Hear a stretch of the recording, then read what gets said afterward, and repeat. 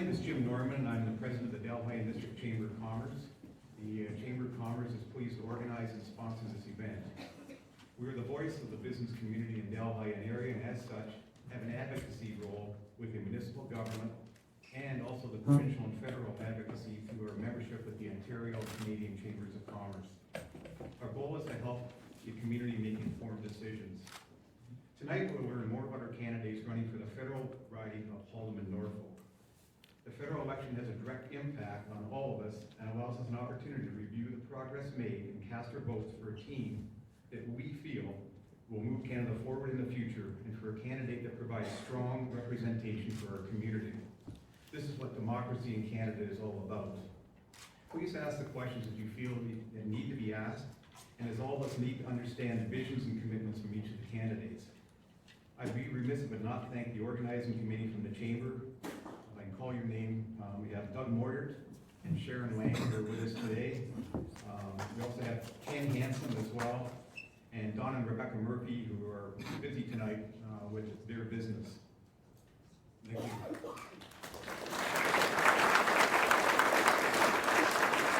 Also, a big thank you to the Delhi German Hall and Joe and Carol for assisting us with the costs and also assisting with organizing this event. Very much appreciated. Before handing over the night to our moderator, I want to thank you for attending and remind you to please get out and vote. Repeat again, please, please, please get out and vote. That's how our democracy works. I am pleased to introduce Michael Badaway, who will be moderating tonight's event and will explain how the night will progress. Michael, a local radio personality, is well known in the area and continues to provide support to many of the community events and endeavors. We thank Michael for agreeing to moderate tonight's event. Michael, over to you.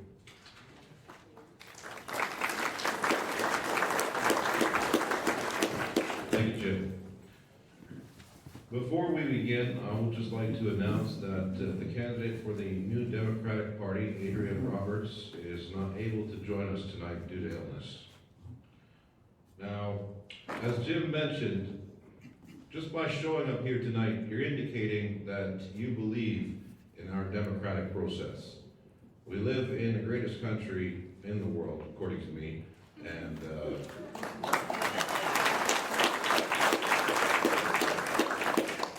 despite any of our other mixed feelings, that is one thing we all agree upon. Now, here we are in the spirit of democracy, ready to debate the issues that you have submitted and will submit for throughout the night. I thank each and every one of you for showing up. I know that you in the audience are among those who will be casting your votes on election day. I only hope that the rest of Norfolk County and Haldimand County follows you and also cast their votes to further the democratic process as we discussed. Now, the format of the evening will be as follows. We're going to have each candidate come up and do their opening remarks. They're each going to have 5 minutes. And earlier, we drew numbers randomly. Everybody's now seated in that random order in which they drew their numbers. So our first candidate for the opening remarks will be Diane Finley of the Conservative Party.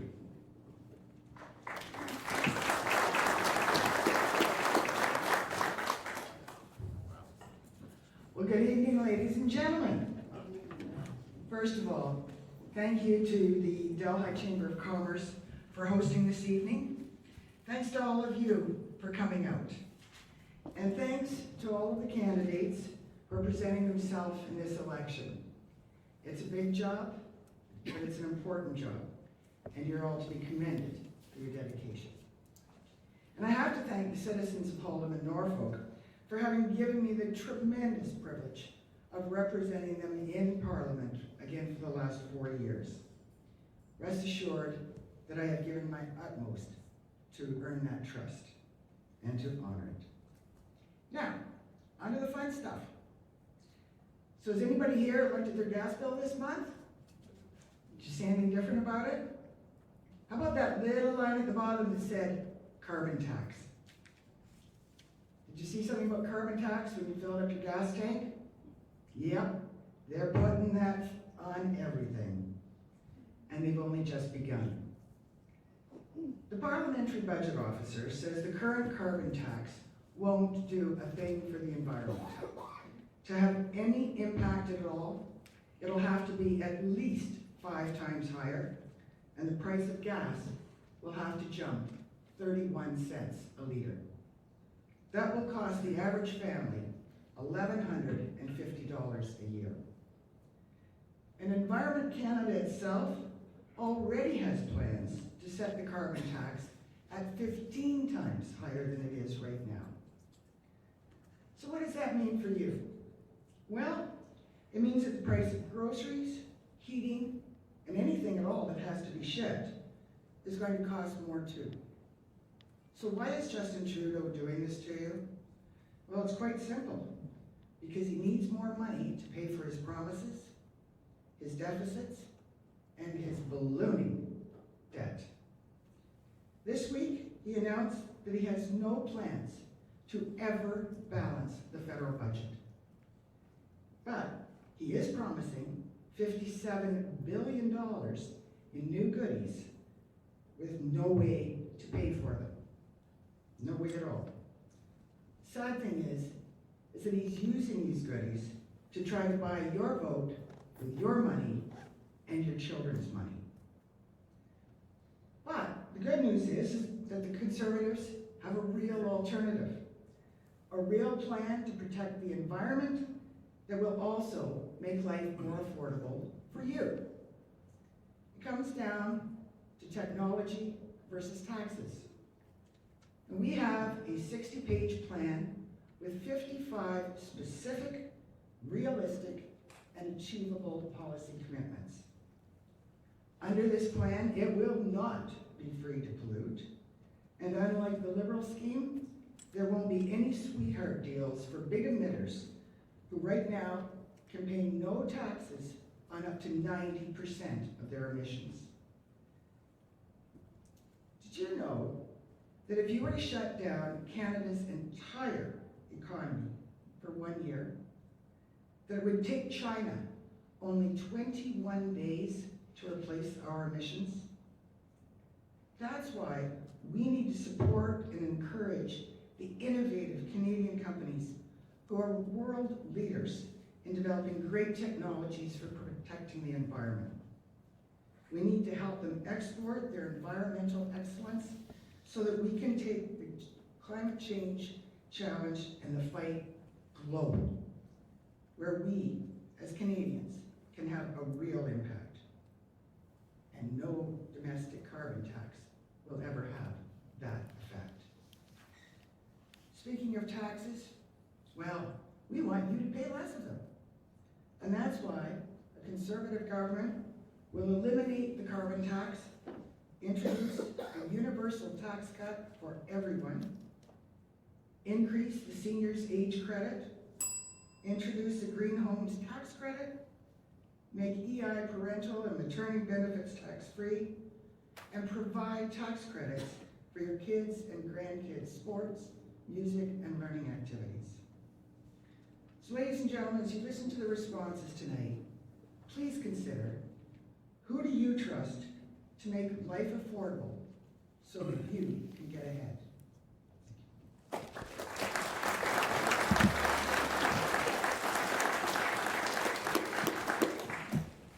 Thank you.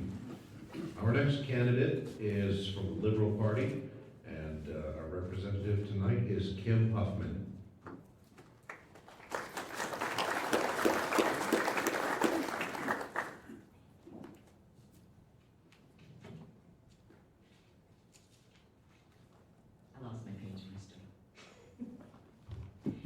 Thank you everyone for coming tonight, and thank you to the Delhi Chamber of Commerce for having this very important evening.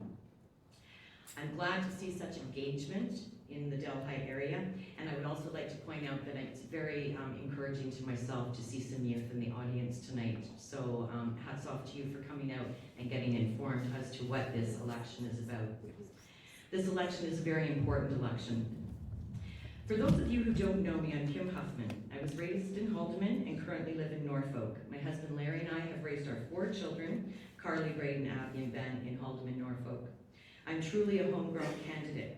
and I plan to keep it that way. These are my roots, and I respect them. I've worked in social services for over 30 years. I'm a Norfolk County Councillor for Ward 7. I have volunteered my time over the past 30 years coaching local youth in baseball, soccer, and hockey. Along with 4 amazing women, I have co-founded the Waterford Farmers Market. My husband grew up on a large dairy farm in Springville in Haldimand County and has been employed at the CGC in Hagersville for over 23 years. Needless to say, I'm not just passing through. I am running in this election because we need change. We need vision, and we need an engaged representative for Haldimand Norfolk. The time for change is now.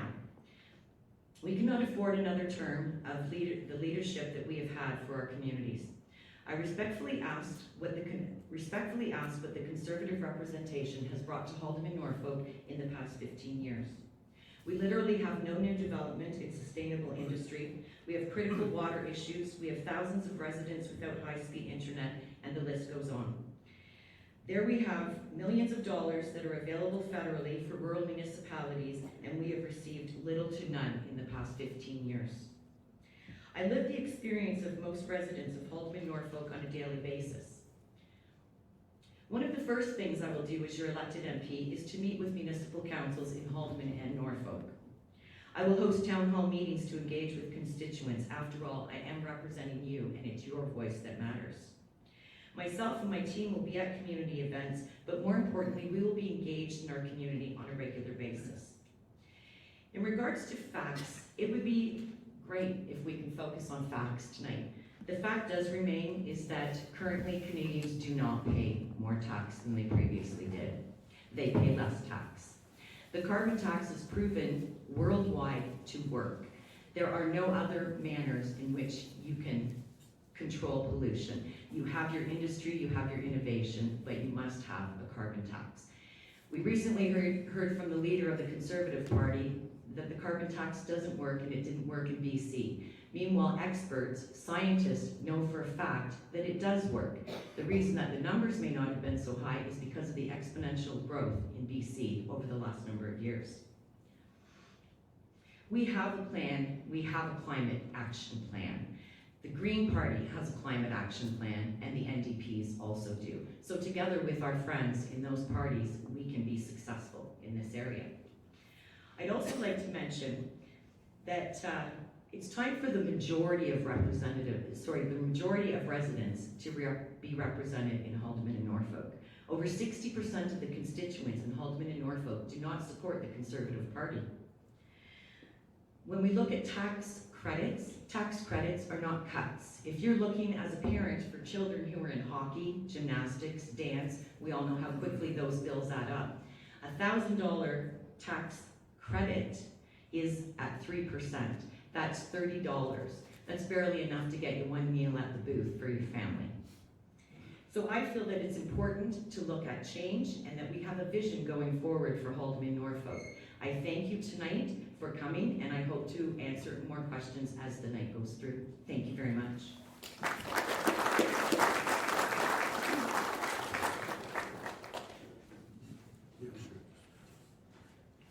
Our third candidate is representing the Green Party.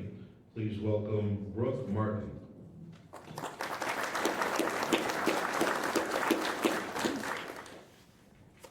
Hello everyone, thank you so much for coming tonight. My name is Brooke Martin, and I'm the Green Party representative for Haldimand Norfolk. I was born and raised here and have always known and appreciated the immense beauty and opportunity that exists here. That's why when I graduated with distinction from Western University with a Bachelor of Science degree in nursing, I came right back and started working in the local hospital in the emergency room and intensive care unit. I've always been interested in politics and always followed it closely. I was tired of the old line parties and going back and forth between the two of them and nothing seeming to be accomplished. I researched the Green Party for the first time and was very pleasantly surprised at what they had to offer. We are more than a one-issue party. I like to call us the party of common sense. We are fiscally responsible. We want to increase investments to areas that are going to save us money or make us money, and reduce investments to areas that are going to keep costing us more and more. We think the government should be more open and honest, and we think that MPs should be more independent. They should vote the way that their constituents want and the way that would best benefit them, and not the way that the corporate lobbyists tell them to, and not the way that their political party forces them to. We think all political parties and all levels of government should collaborate to work towards common goals.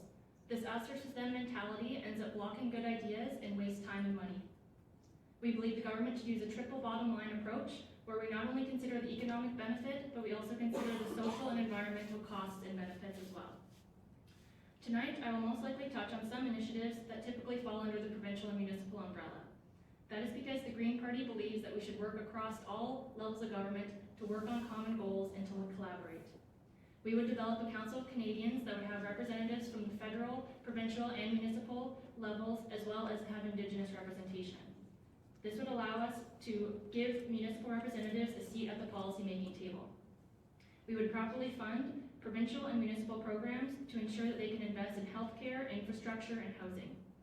We will earmark transfer funding to ensure that it is used in a way that will meet our common goals. We have been fooled by some of the political parties in the past that the only way to balance the budget is by cutting essential services. That simply isn't true and actually ends up costing more money down the line. The Green Party refuses to burden the next generation with our short-sightedness. We will hold big corporations accountable. We will eliminate corporate meal and entertainment tax deductions. We will close tax loopholes. We will end the use of tax havens. And we will ensure internet-based corporations like Amazon, Facebook, and Airbnb pay their fair share. We will also end billions of dollars of giveaways to multinational fossil fuel corporations, which both the Liberals and previous Conservative governments have promised to do and failed to follow through on. This will provide us with $18 billion in new revenue in our first year, increasing to $54 billion in the years following. This will help provide a universal prescription drug plan. It will increase support for seniors and veterans. It will provide universal child care, increase mental health funding, and create initiatives to make Canada more self-sufficient and ensure that we can sustain ourselves for generations to come. Our platform has been costed by the Parliamentary Budget Officer to make sure that it is economically viable, and we will have a balanced budget by 2025. We deserve so much more than we're getting right now. We deserve an MP that is active in the community and has a vested interest in our success. We deserve a responsive constituency office. We deserve someone that shows up for more than a photo op and a quick speech. And we deserve someone that seeks out one-on-one interactions and interviews with the press, not avoids them. The Liberals and the Conservatives had generations to enact real change and make a difference in Canada, and the only time they have done so is when Canadians have risen up and demanded it, or when they felt threatened by another political party. That is why we need to vote Green this election, to show them that enough is enough and Canadians want more. It's especially important because they're projecting minority government, and the more Green MPs we can get in power, the more likely we can hold the other parties accountable and make sure that they collaborate with each other. The Green Party has been gaining incredible momentum this election. We have 2 MPs federally now. We are the official opposition in PEI, and Ontario has elected its first Green MPP in Guelph. There's no buyer's remorse when you elect a Green representative because our priorities align with Canadians. We think residents should be informed about what is going on in Parliament. That is why we believe in holding regular town hall meetings and gaining feedback from local stakeholders, and have this feedback guide our decisions. If any riding should be green, it should be Ontario's riding. We can rebuild the Canada we want, and with your help, we will. Thank you.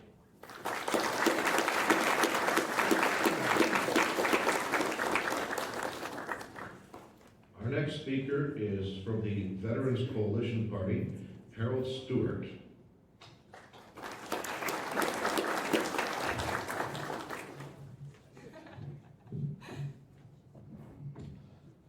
Hello, my name is Harold Stewart. I'm from Victoria.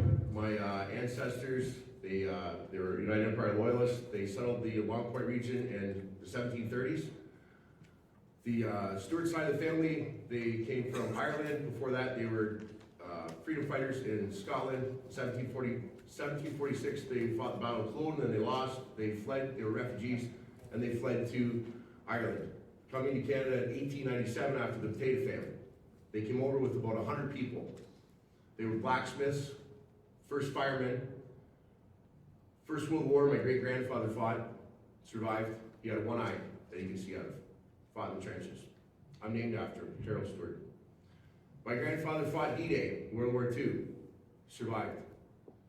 My great-uncle, Lee Stewart, was Delhi Police Chief and then Simcoe Regional Police Chief, and he fought in Korea, airborne.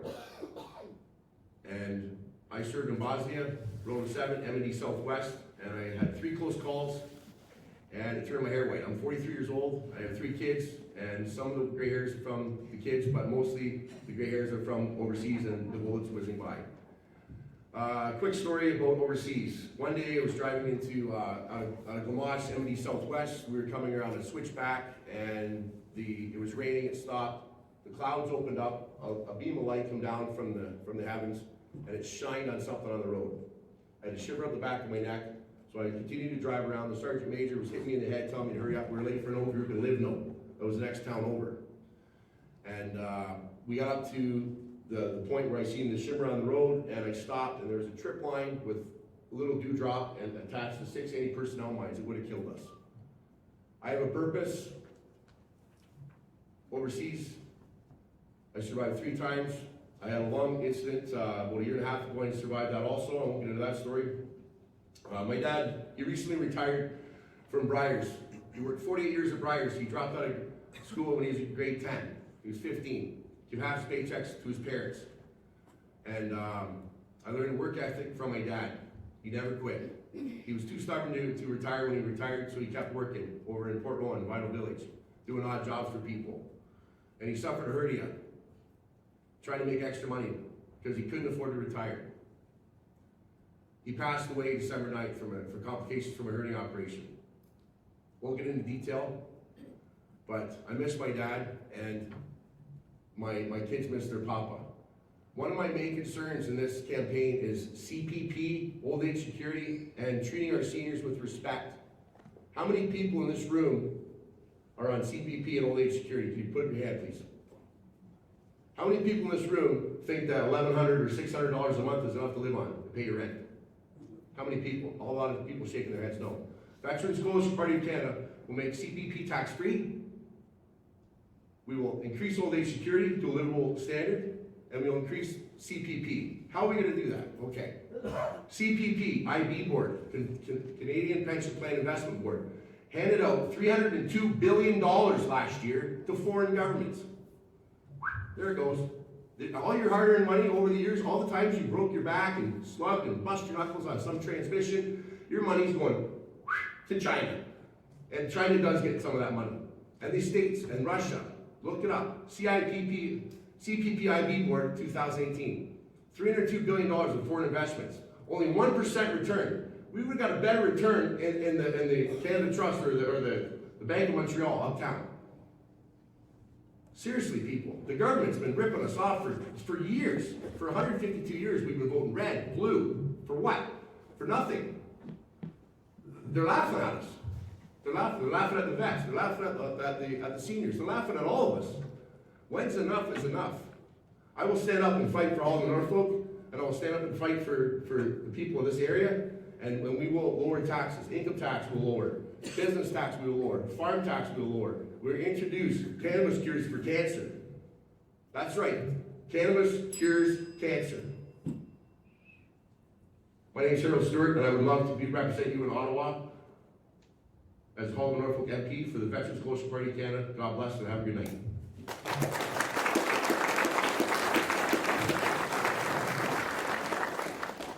Thank you.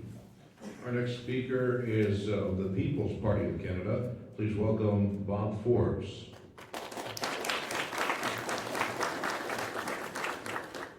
Thank you. Ladies and gentlemen, good evening. Thank you to the Chamber and organizers of this event, and to the candidates who share with their respective platforms. I need one thing to help me.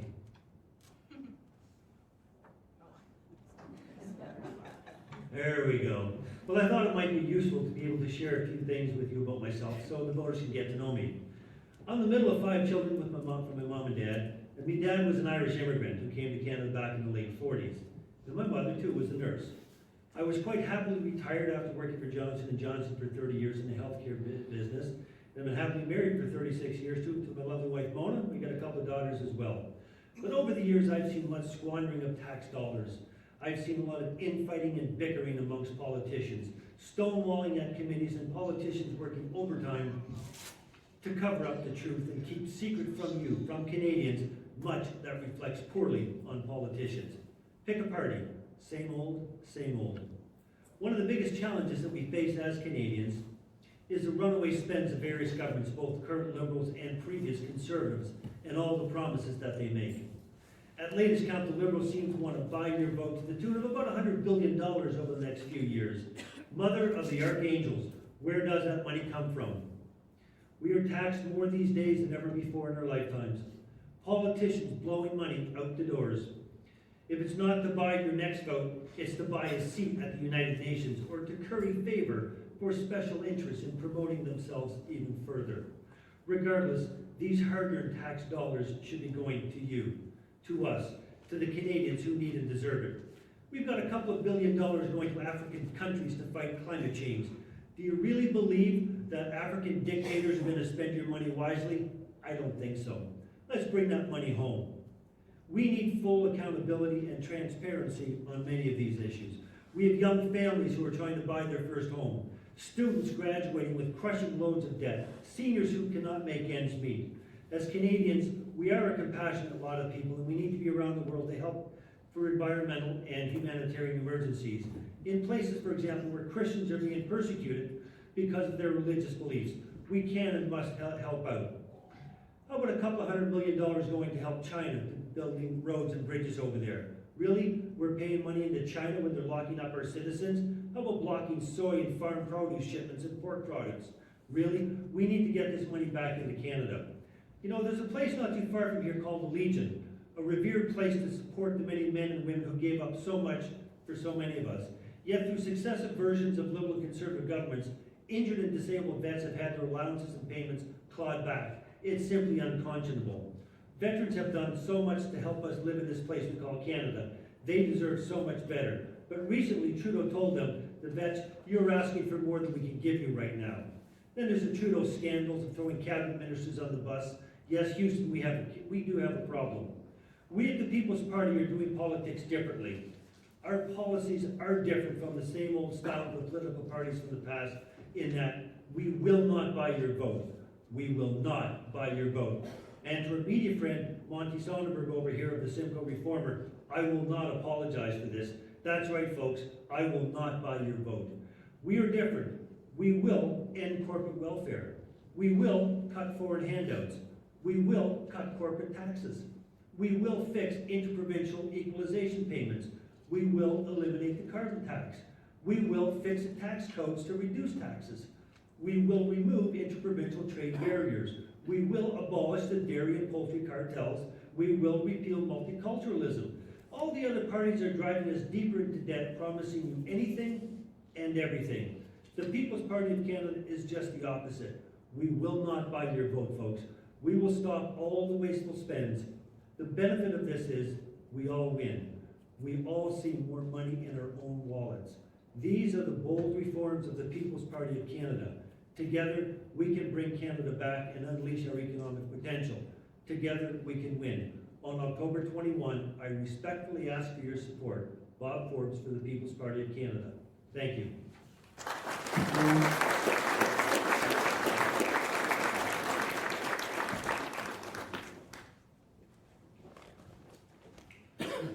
Thank you. Our next speaker and candidate is from the Christian Heritage Party. Please welcome Lily Agincourt.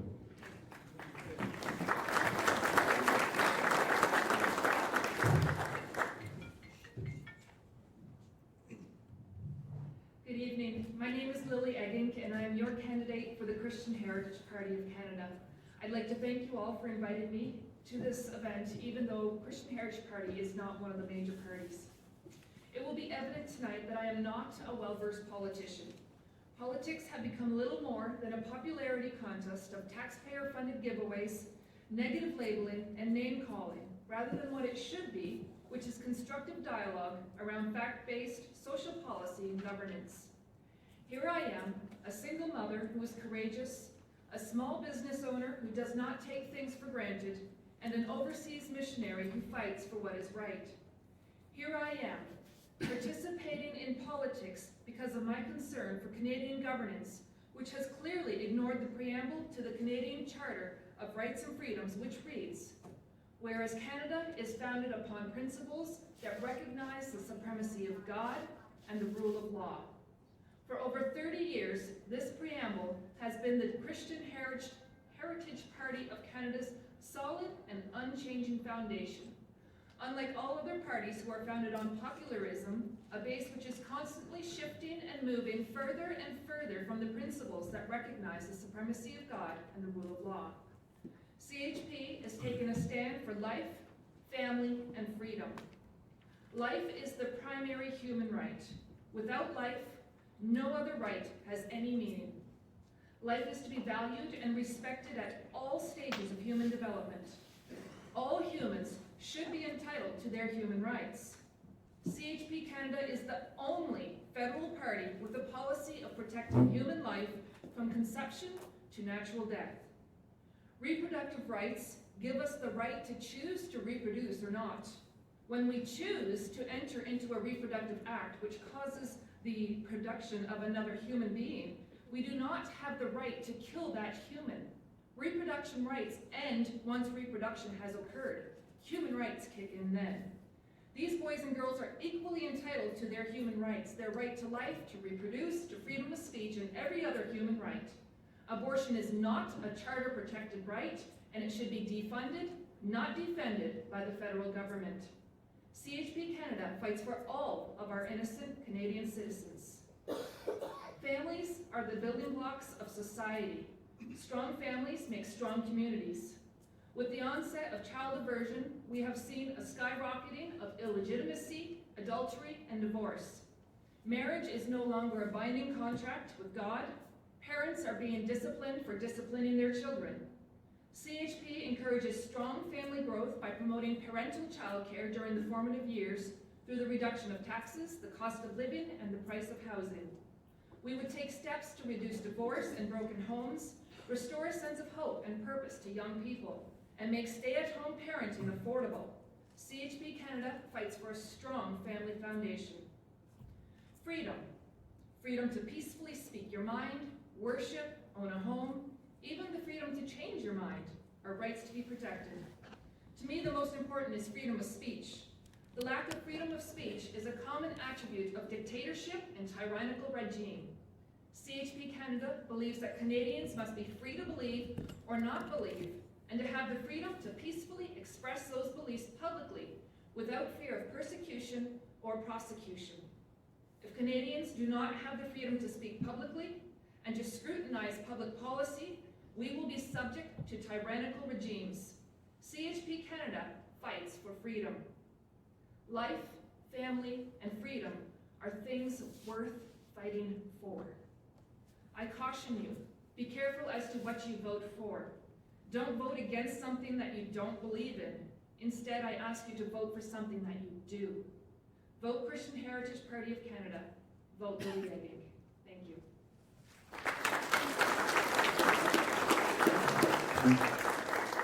Thank you very much. It's so nice to see actually 6 parties, 6 visions for our country's future represented here this evening. It's a rare thing, I believe, in this country to have so many visions for the future. Nonetheless, we'll all have to decide who we're voting for. And I have the first of hopefully several questions that have been submitted by you this evening. Now, the order in which you see the candidates in which they have just spoken, that will be the order in which they'll answer the questions that are addressed to them all. There may in fact be questions that are addressed to individual candidates. This first question is for all candidates. So here we go. What is your position and what is your party's position on the carbon tax? Also, what actions and expenditures, if any, are required to address the climate crisis? I would ask that our first candidate of the Conservative Party, Diane Finley, come and address this question.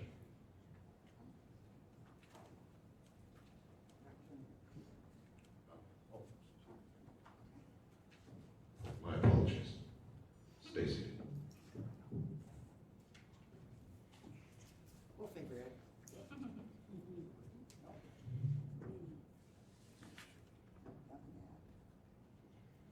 Also, I would ask that everyone please turn off your cell phone.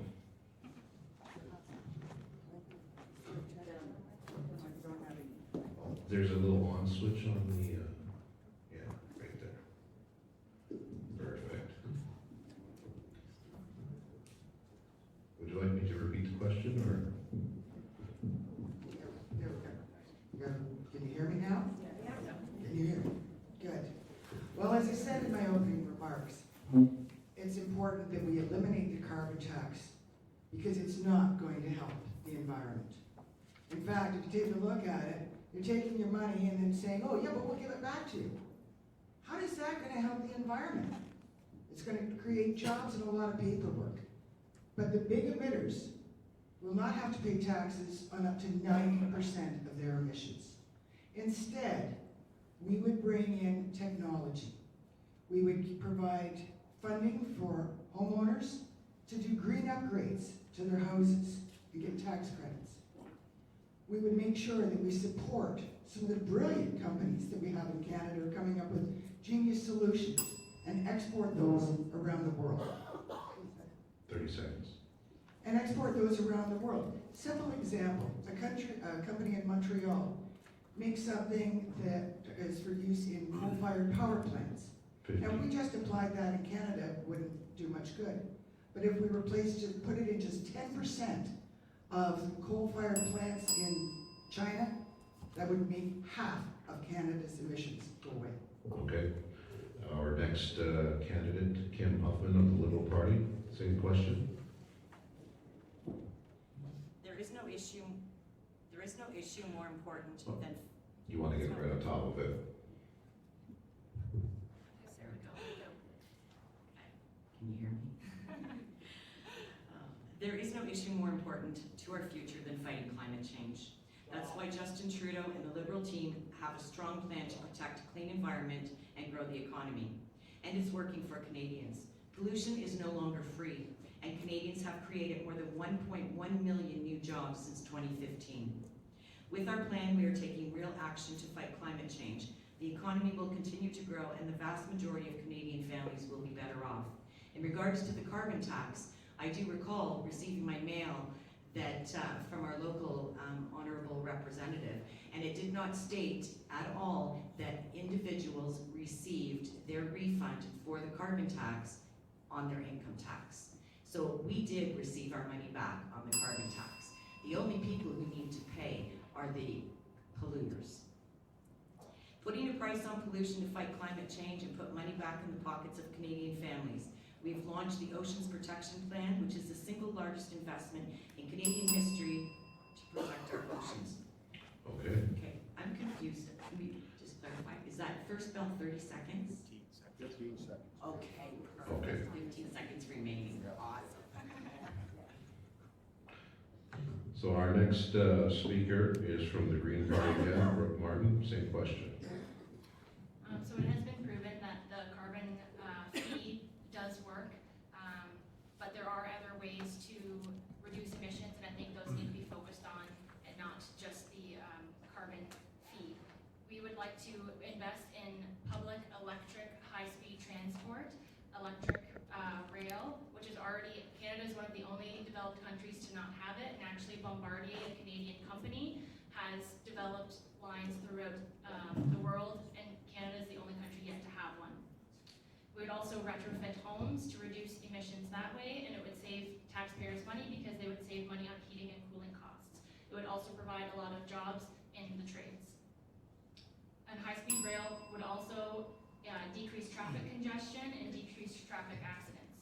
The Green Party would also ban fracking, which is a way to get natural gas, and it contaminates water and can actually make the water flammable. It can also create earthquakes and other issues, so we would do that as well. Thank you. Thank you very much. Same question going out to our Veteran Coalition Party representative, Harold Stewart. Thank you for the question, good question. The Veterans Coalition Party will repeal all carbon taxes. These taxes are not designed to correct the devastating effects of man-made carbon emissions. We understand that man-made emissions need to be curtailed. We will use present technology to remove carbon produced during refining before transport to market, and thus eliminating a lot of the carbon dioxide during preparation for delivery. In our plan, We will commit to reductions of 40% below 2015 levels by 2030 and are calling for an 80% reduction by 2050. We will be mandating fossil fuel producers to develop new green energy options and increasing requirements for hybrid vehicles leading to low emissions vehicles.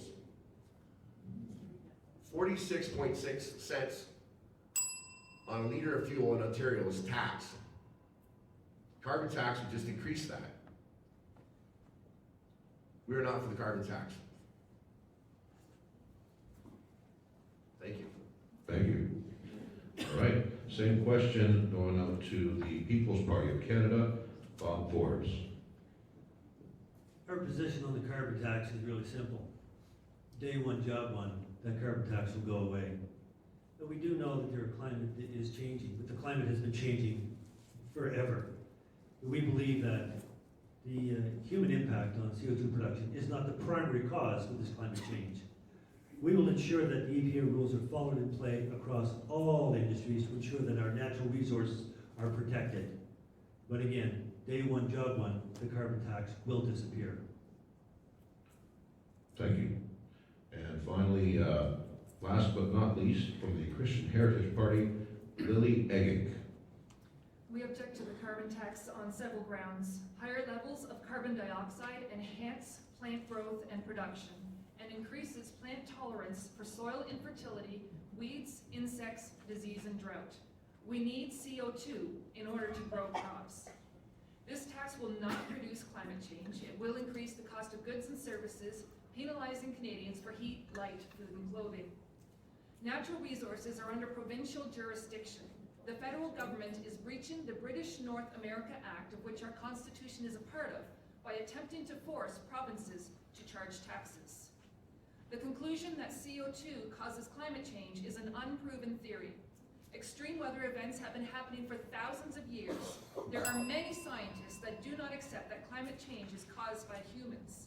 We would rescind any federal carbon tax. Thank you. Our next question, this one again is for all parties. What is your position, as well as your party's position, on immigration and refugees? Each candidate will be given 1 minute to answer, with the bell going at the 15-second warning. And again, we're just going right back to the start, I guess, of the order, or no? Oh, it's Kim, sorry. Apologies. Immigration is the foundation of our country. I celebrated an event here in Delhi a number of weeks ago, and it was to celebrate the multiculturalism of this community. So many people spoke about the roots of their families and where they had come from and how they had settled here in Delhi. This is what we want to continue for Canada. We want to be a country that welcomes people. We want to be a safe haven for those who are in persecuted countries and fear for their safety and their lives. We need to be a welcoming and diverse community. If we're all the same, excuse me, we wouldn't even be Canada at that point. We're world-renowned for our welcoming nature, and we're world-renowned for our standard of living. And immigration is a vital component to this country and to being Canadian. Thank you very much. Green Party, same question. I agree with Kim that immigration is very important for Canada.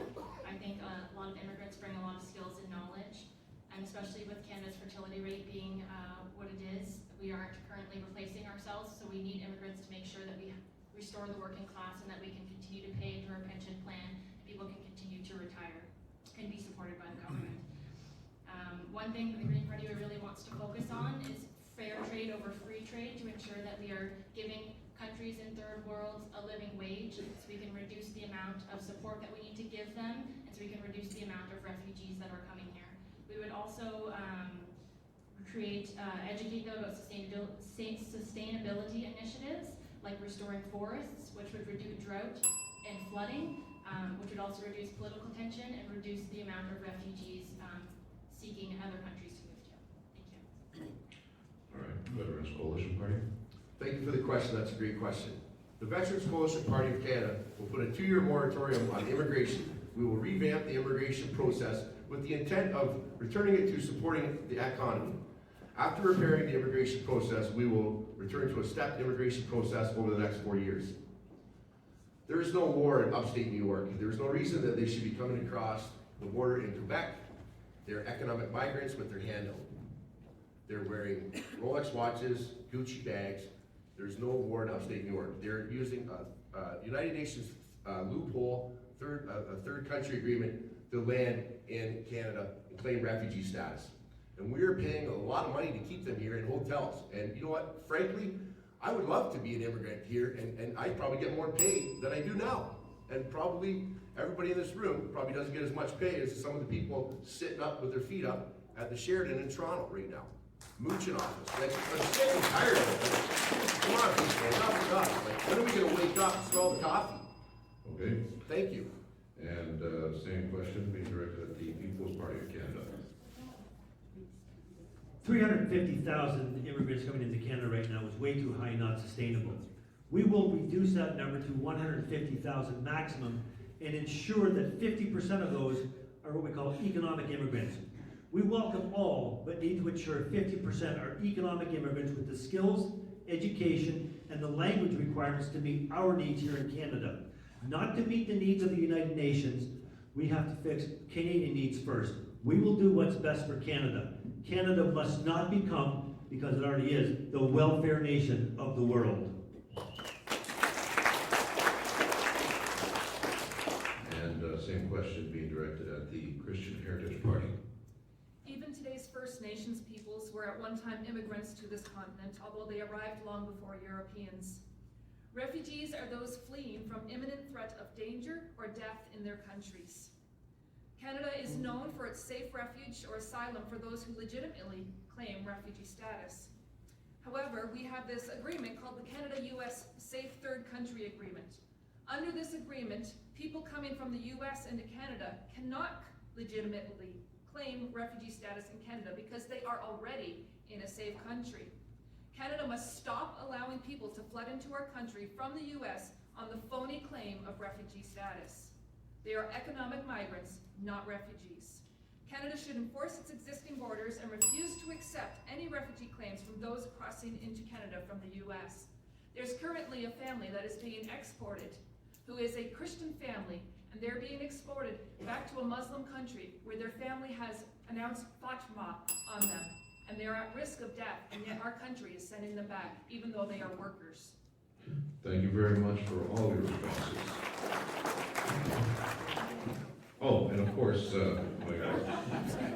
as we started in a different order, and of course the Conservative Party of Canada.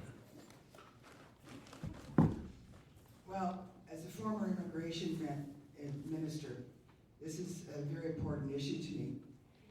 And when it comes to immigration, there's one thing we have to do. We have to make sure that Canadians have first chance at every job that's here. That's number one.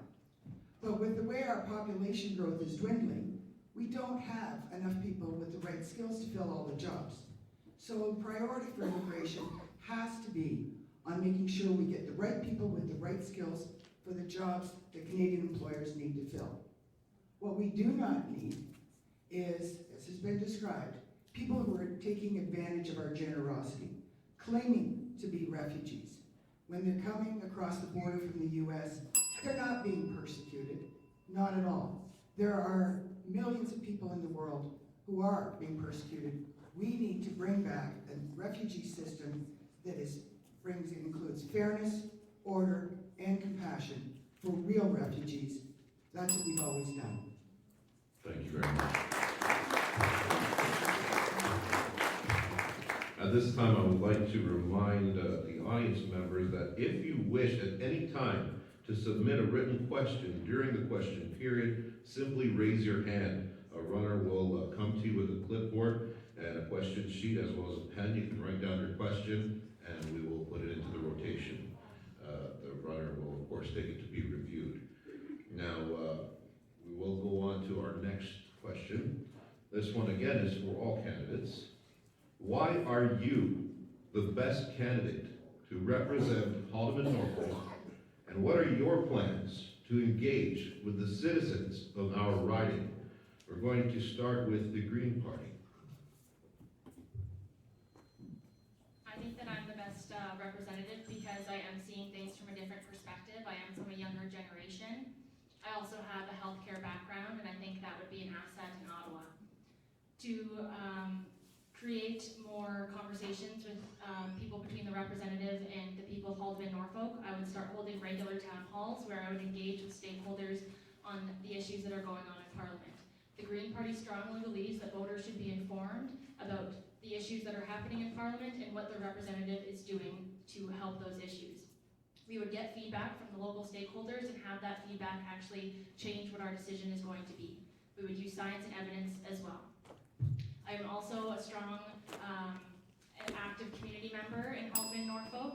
I attend a lot of different events and have conversations that way, and I think that's very important for our representatives to do. Yeah, that's all. Thank you. Okay.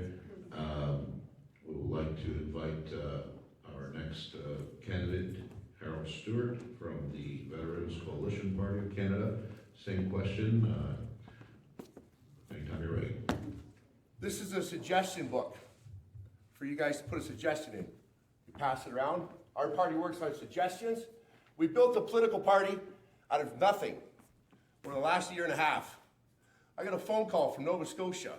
Guy from, he says he's from New Brunswick, but he's living in Nova Scotia. He says his name is Russ. And he says, how'd you like to join a political party by? I thought he was nuts. But after I read their platform, I agreed, and I've been helping this party since. This is the suggestion book, and everything on our platform is from the people that we polled over the last year and a half. 20 to 30,000 people across Canada. It's suggestions from you. We don't dictate how politics should run. You dictate to us. We're the envelope, you're the letter. Thank you kindly.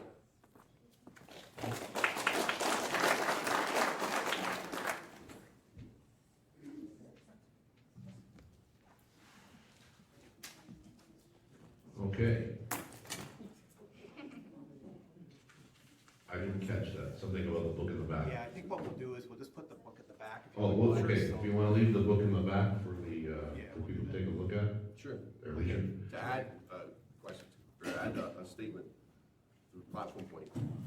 That's good, no problem. Thanks. That's okay? Yep. Thanks. Okay, same question going out to the People's Party of Canada. Well, having spent 30 years with Johnson & Johnson, I have extensive local, regional, national, and international experience. And I fully believe in and absolutely support engagement with people in all consensus of areas.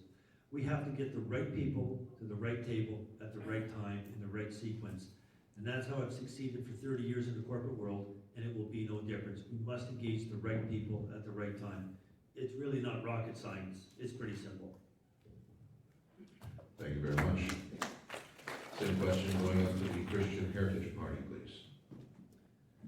I have lived everywhere in Halton and Norfolk, pretty much. I've been in Cayuga and Jarvis and Simcoe and Hagersville and Port Dover. So I've been all over Halton and Norfolk. I am a single mom. I know what it's like to live below the margin with very few funds and abilities to pay bills.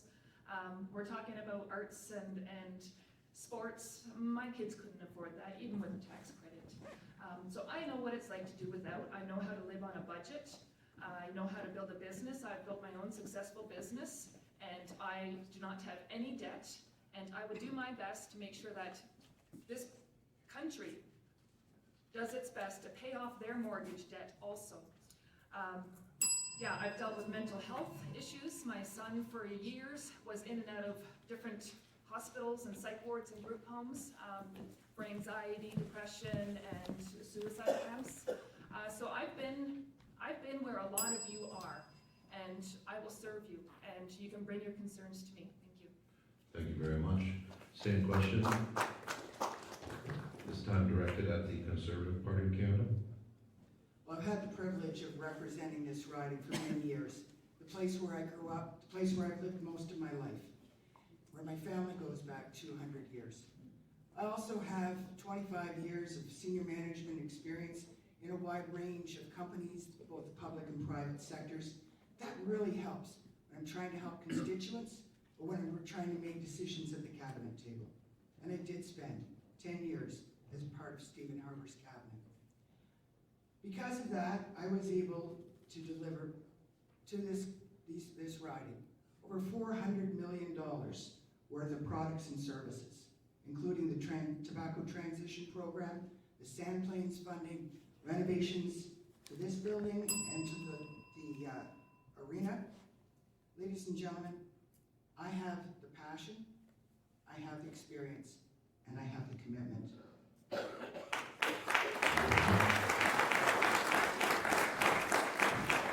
And same question now being directed toward the Liberal Party, Kim Huffman. The reason I feel that I'm the best candidate to represent Haldimand Norfolk is my strong roots in Haldimand and Norfolk. Growing up in Hagersville, living in downtown Hagersville, living in White Oaks Village, living in Waterford, living in rural Waterford, living in rural Hagersville, working for Haldimand Norfolk Reach for over 17 years in a multi-social service agency, understanding the needs of all types of individuals in Haldimand and Norfolk, not just individuals who are marginalized. I've covered from Clear Creek to Low Banks. Raising 4 children in Haldimand and Norfolk, you definitely get a feel for the sense of the community. I feel that I will be engaged. I feel that I will represent us very well. As a municipal councillor for just about a year now, it's become very clear the needs of our communities. I feel that I have a good grasp on this and that I will do a good job representing our communities in Ottawa. Thank you. Thank you very much. Okay, we have another question now directed at all candidates. This one, we're going to start with the Veterans Coalition Party. Major investment is required at Haldimand and Norfolk on our recreational facilities, healthcare facilities, infrastructure, as well as housing. How will you and your party partner with the municipal and provincial governments to assist with these investments? Thank you for the question. That's a great question. The Veterans Coalition Party of Canada was built on principles. The foundation that our party was built on was trust and integrity. We served overseas, and we want to serve you now in your community. This party was built from people that live check to check, people that are union workers, construction workers, laborers, teachers, tradesmen, tradeswomen. How we work with Haldimand Norfolk, we will build a hub. We will build addiction centers, 150-bed addiction center. We will build that to help cure the opioid crisis in Simcoe. I was downtown Simcoe the other day driving by and somebody was shooting up on the right by Ferris Funeral Home. Probably where they're gonna end up. But my little kid says to me, he says, Dad, he says, what's that? I said, don't look at that. I want to fix this community. This community deserves better. You deserve better. Thank you kindly. Thank you. The People's Party of Canada.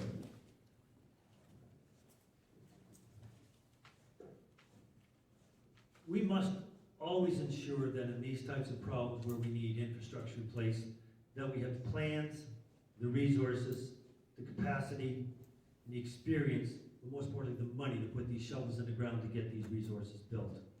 The People's Party will always believe that we need to have the right partnerships at the right time with the right people to do this, and we certainly will, because there are a couple of governments here that have handled this region for about 150 years.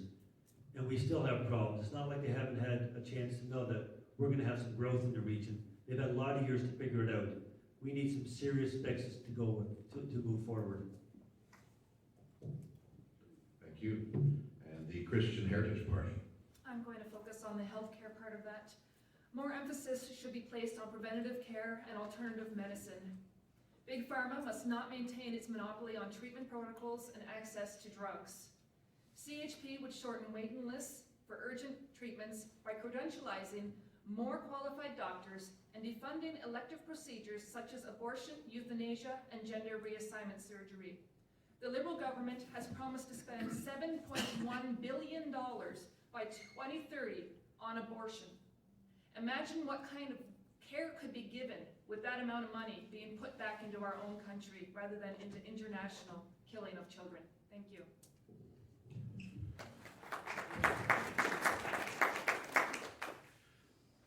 question directed at the Conservative Party.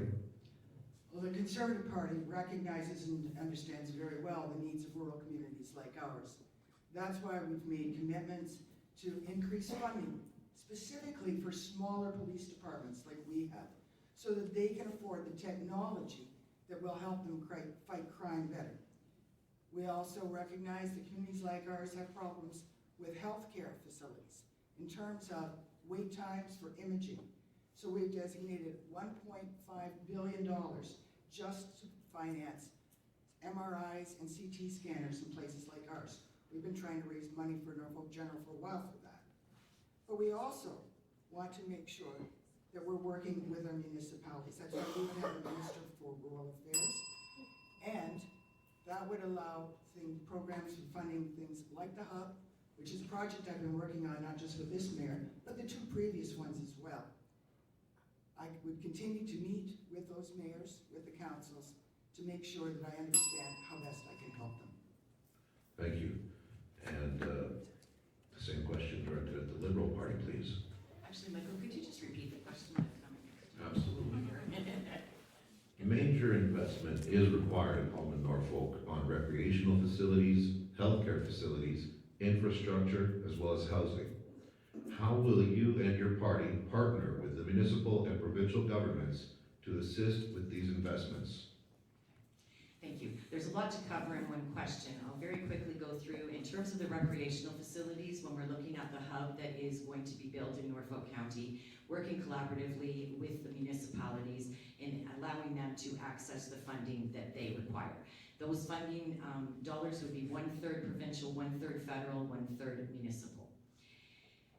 And obviously, Haldeman is in the same shape, and they're looking at building a hub in the Caledonia area. So that would be, again, something that would work collaboratively with the residents of Haldeman. I'm going to very quickly, in terms of the housing aspect, we all have housing issues here in Haldeman, Norfolk. There aren't enough homes. There aren't enough reasonably priced homes for first-time buyers. There are not reasonably priced homes for seniors who want to downsize. What I would look at is assisting our municipalities with an inclusivity clause that would mean any new development, any new builds would be communities, not subdivisions. We would have a range of $200,000 houses, $400,000, $325,000. There would be a range, and everyone would have a better opportunity to have proper housing. Thank you. And finally, we have the Green Party of Canada.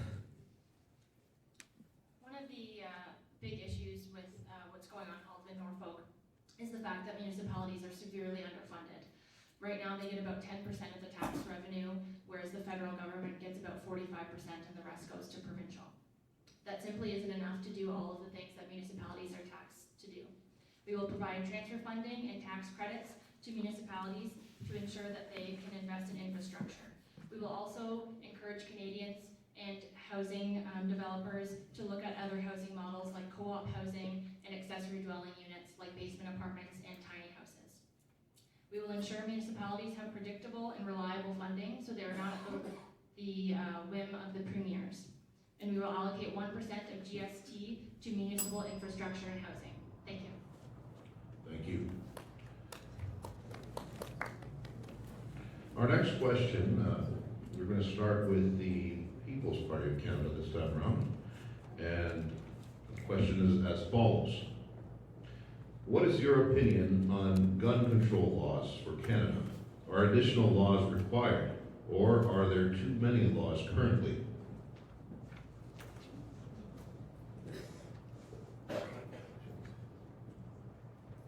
Yeah, great question. But I think as a country, we've spent too much time with this hug-a-thug approach with the gangs and criminals. We need to just buckle down and do things right and get these criminals off the street. I think our governments have been spending far too much time, energy, and money focusing on the law-abiding gun owners and the gun clubs. They're not the problems. It's the hug-a-thug mentality that we have. We need to clean up the streets and get tough on crime. We've had governments talking about doing that for years, and we still have a problem that's getting far worse. So our position is not the legal gun owners, it's to fix the problem at the root cause itself. We need to get rid of the thugs off the streets.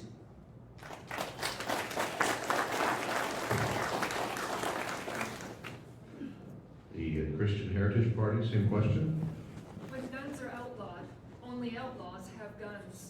In many parts of Canada, guns are important for self-defense from predators, human or animal.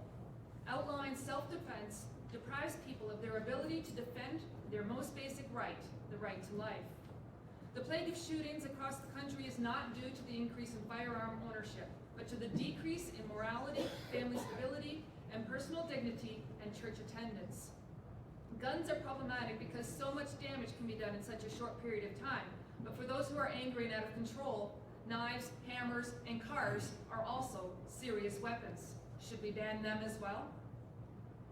Only by returning to a social order that honors moral behavior, rewards self-control, and places value on respect for human life, the supremacy of God, and the rule of law can we hope to reduce the incidence of murder. Thank you. Same question now directed at the Conservative Party. Well, the current government is way off the mark when it comes to how they're trying to implement gun control. As it's been said, they're trying to punish the good guys, the law-abiding citizens, hunters, sports people. But they're not going after the real problem, the people who, by and large, in fact, over 50% of gun crimes are committed by gangs. Bill C-71 is not going to help that at all. And in fact, over half the guns that are being used in crimes are smuggled from the US. C-71 doesn't do anything for that either. So conservative government would implement a task force to crack down on gun smuggling, the illegal guns. We would make sure that the criminals who commit crimes with guns get behind bars for a long time, and we would repeal and replace Bill C-71.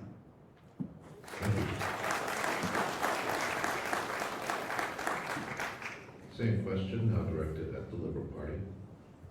Well, Canada is one of the safest countries in the world. We have been experiencing an increase in gun crimes.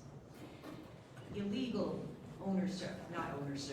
illegal possession of handguns is what the real issue is. The target isn't for law-abiding, gun-owning citizens.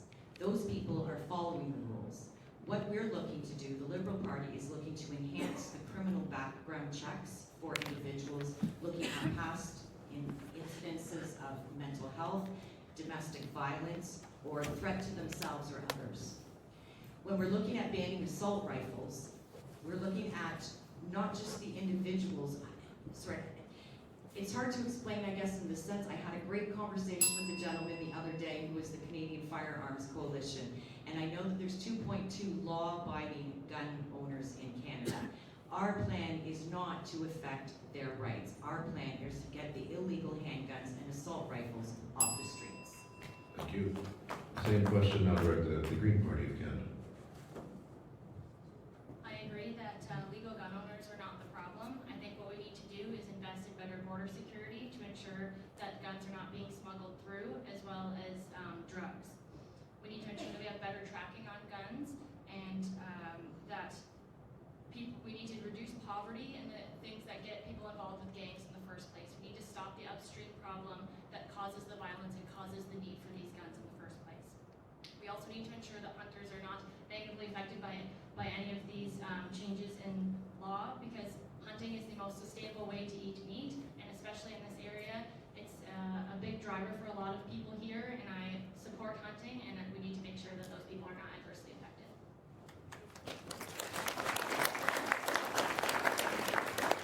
Thank you. And the Veterans Coalition Party. That's a really good question. Thank you, Kylie. From somebody that actually trained with arms, with all kinds of small arms, machine guns, heavy machine guns, artillery, grenades, rocket launchers, you name it. Assault rifle is fully automatic. A machine gun, automatic firearms have been severely restricted from civilian ownership since 1934.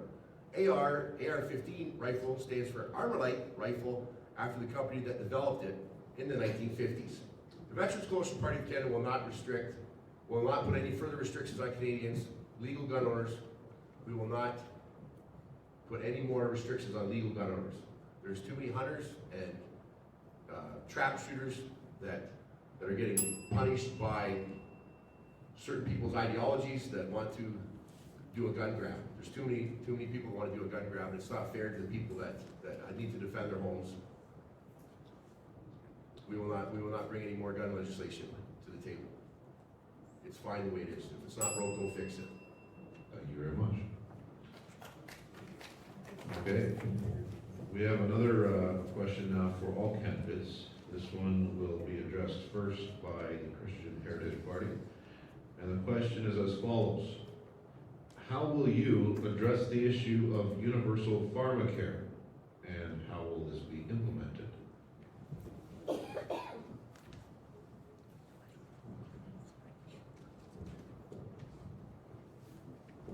I'm not sure of our party's stance on pharmacare. I do know that the pharmaceutical companies do need to lose their power, the monopoly that they have on the drugs that we currently use. There are a lot of natural and homeopathic methods that we could be using that have not been looked into, they have not been researched, and the government really needs to look into those as well. Thank you. Thank you very much. Same question now addressed at the Conservative Party. Well, there's no question that having the right drugs can really add to not only the length but the quality of life. So it's important that we all get them, and we need them. But the Conference Board of Canada has done a big study on this, and they've determined that 98% of Canadians have medical coverage for their pharmaceutical needs. There are people who are in trouble and who do need assistance. There's no question about that. And our party has committed to looking at ways that we can help those people achieve the results they need through medication. But we would not be endorsing a national pharmacare plan because this conference board also showed in many cases that would provide less coverage for people at an overall higher cost to the nation. Thank you. The Liberal government will continue to invest in middle-class Canadians who are working hard to build stronger communities, grow our economy. 98% of Canadians do not have extended benefits. That is not a fact. So, the Liberal government created an advisory council on the implementation of national pharmacare. Too many Canadians are having to choose between getting a prescription filled and putting food on the table. That is not how we want our citizens in Canada to live. It is important that everybody has equal access, especially when it comes to health care. If your health is of issue, then work is of issue, your housing is of issue. So it is fair for all Canadians to be on equal footing and have an access to medications. Thank you. Canada is the only country with universal health care that does not have a universal prescription drug plan.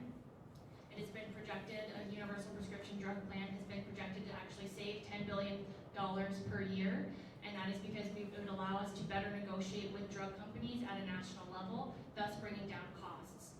It would also reduce hospital admissions.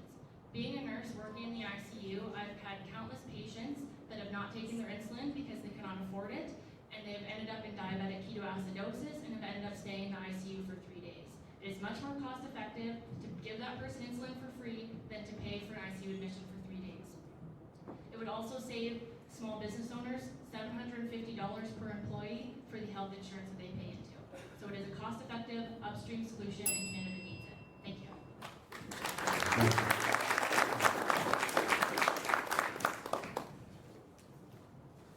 Thank you for the question. That's a great question. The Veterans Coalition Party of Canada, we've tossed around a bunch of ideas. We've had a bunch of suggestions from a lot of our supporters over the last couple of years. And I was actually tasked on doing a little bit on this. We want to give seniors the free medications they deserve. They paid in this country for, we actually do want to help the seniors with medications, hearing aids, and eyeglasses. And we're currently waiting for the quote from the insurance company, calling up an insurance company, a cold call and saying, can you get a quote on 5.9 million people? They laugh at you. And then you explain what you're about, and they say, we'll get back to you. We have about 3 insurance companies to 4 insurance companies right now that run in Canada, that are actually doing codes for us. It's just gonna take a little bit of time, and number crunching. So we'll get back to you on that. Thank you, Connie.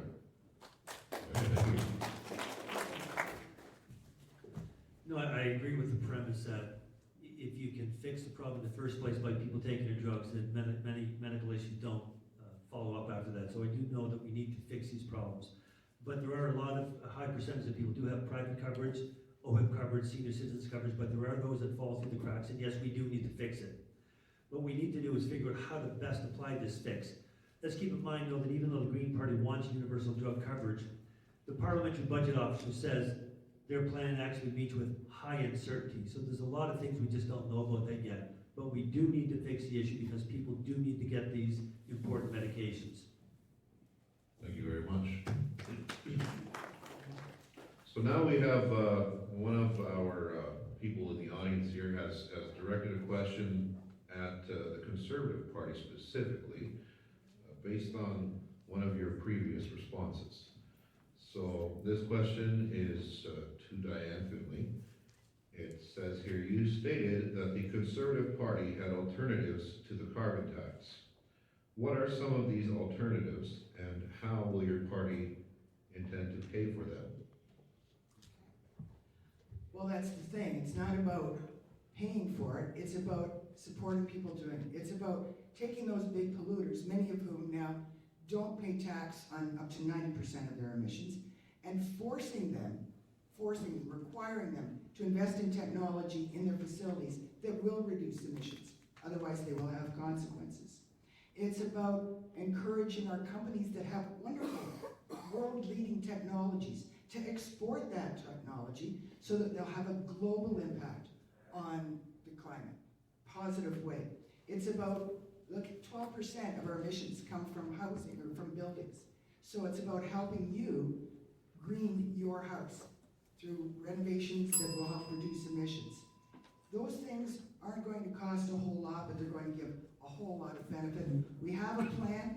It's 60 pages long. It has 55 specific solutions that we would pursue.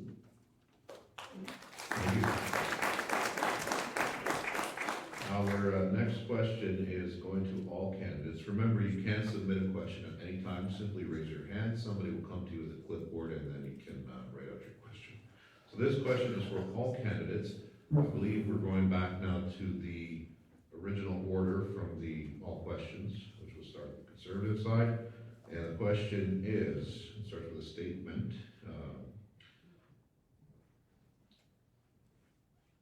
I don't know the validity of the statement or not, but I'll read it the way it's written. So apparently we have the highest incidence of cancer in our area, Halton, Norfolk. So how will we work with the province to look at this particular geographical area's problem and address it?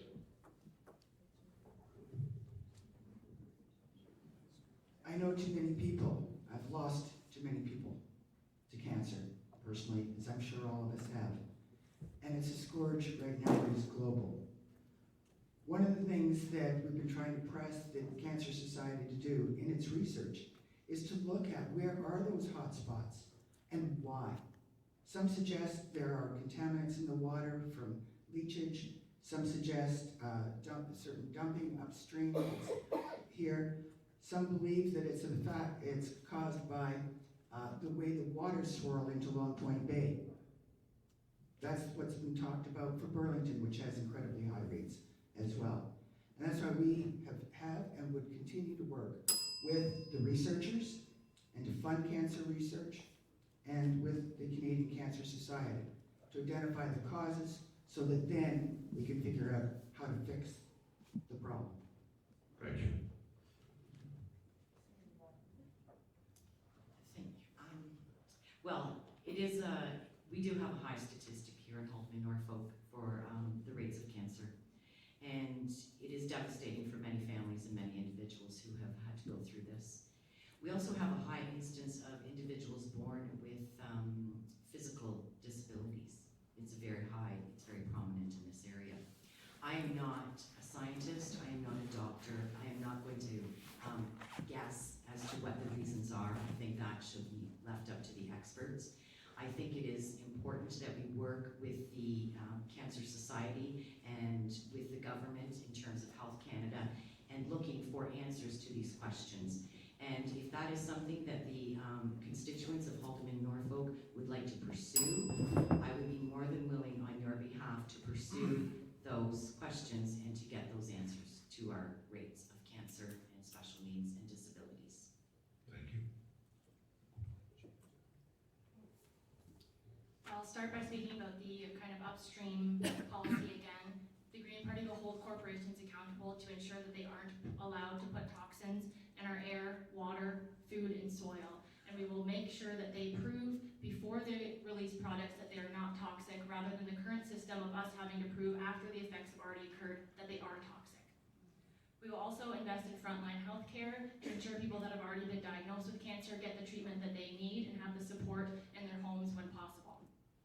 We will also educate people about the health risks of certain foods and other products that are in their lives.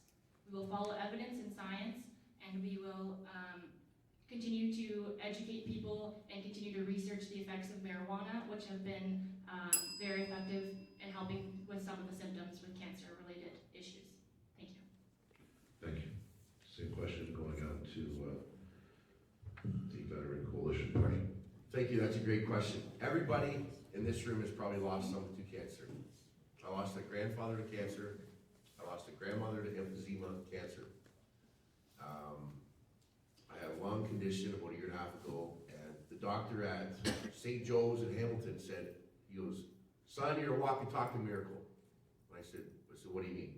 He said, "You should be dead." And I said, "Well, that's good that I'm not." And he said, he goes, "Seriously," he says, I got good news and bad news for you." I said, "Give me the bad news." He goes, "You gotta quit smoking." The good news is, you don't have cancer. We tested your lung, it looked like you had cancer. I don't understand why you don't have cancer. It's the worst looking lung I've ever seen in my life. I've been doing this for 15 years. I said I take CBD oil every day for the last 2 years. Now, believe it or not, the FDA just released that there is cancer curing and cancer reduction of tumor sizes in cannabis. There's enzymes and molecules in the marijuana that can reduce tumor cells and eventually cure cancer. We will invest in that part of the health industry to cure cancer. Thank you. Thank you. To specifically address the question, I believe Cancer Cure Ontario already has targeted areas where there are places that reach outside the normal percentages across the province and across the country. So if so, we actually need to match these areas of high prevalence with rapid treatment, but more importantly, find out what the causative factors actually are.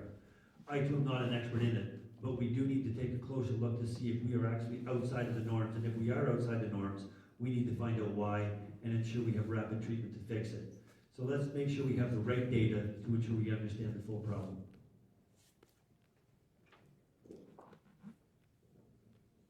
I, like Michael, don't know of the accuracy of the statement, but as soon as he said it, it made sense to me. We are Ontario's garden. Gardens use pesticides and herbicides. The CHP recognizes the significant advantages gained by the use of pesticides and herbicides in agriculture and landscape and applications. However, we are concerned about the widespread use of man-made chemicals that some research indicates may have long-term damaging effects on health for humans and other forms of life. The unforeseen consequence of damage resulting from repeated applications of certain chemicals may not be immediately observable, but since crops grown using these products are consumed either directly or indirectly, honest and thorough testing and reporting on human and animal health statistics must be performed by a third party not benefiting from the sale of these chemicals. The CHP would institute independent research to investigate the hazards and benefits of chemical applications. We would promote research into less invasive methods where practicable and encourage mechanical and biological pest control to reduce dependence on man-made chemicals. Thank you.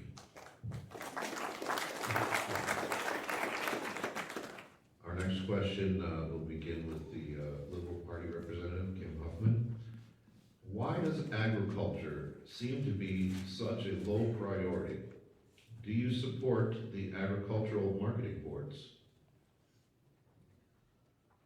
Absolutely. I do not think that agricultural here in Haldeman and Norfolk are a low priority.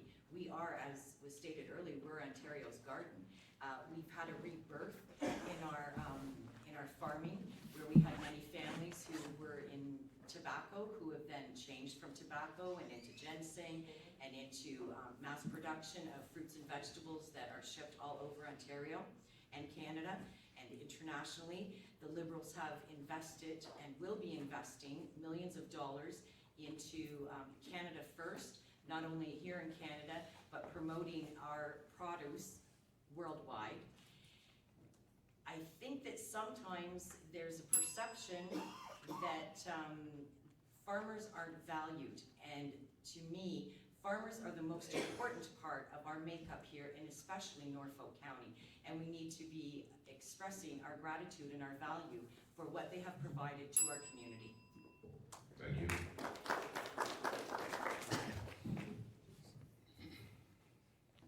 I agree with Kim that there is a lot of value in farming. I think that we need to protect supply management, and we need to be ensuring that products like hormones and pesticides that we don't allow into the local food, that we aren't allowing those same products to be imported in the food that we're buying at the grocery store. The Green Party supports farmers. We want to increase apprenticeships for young and new farmers, and we want to implement land and quota trusts to help people starting out into farming. We would like to help educate farmers about the benefits of regenerative agriculture to ensure that they can decrease costs by working with nature rather than against it, and that would also increase soil health. It would protect water, it would provide more food security, it would increase the health of the population, and it would ensure sustainable livelihoods. Thank you. Thank you very much.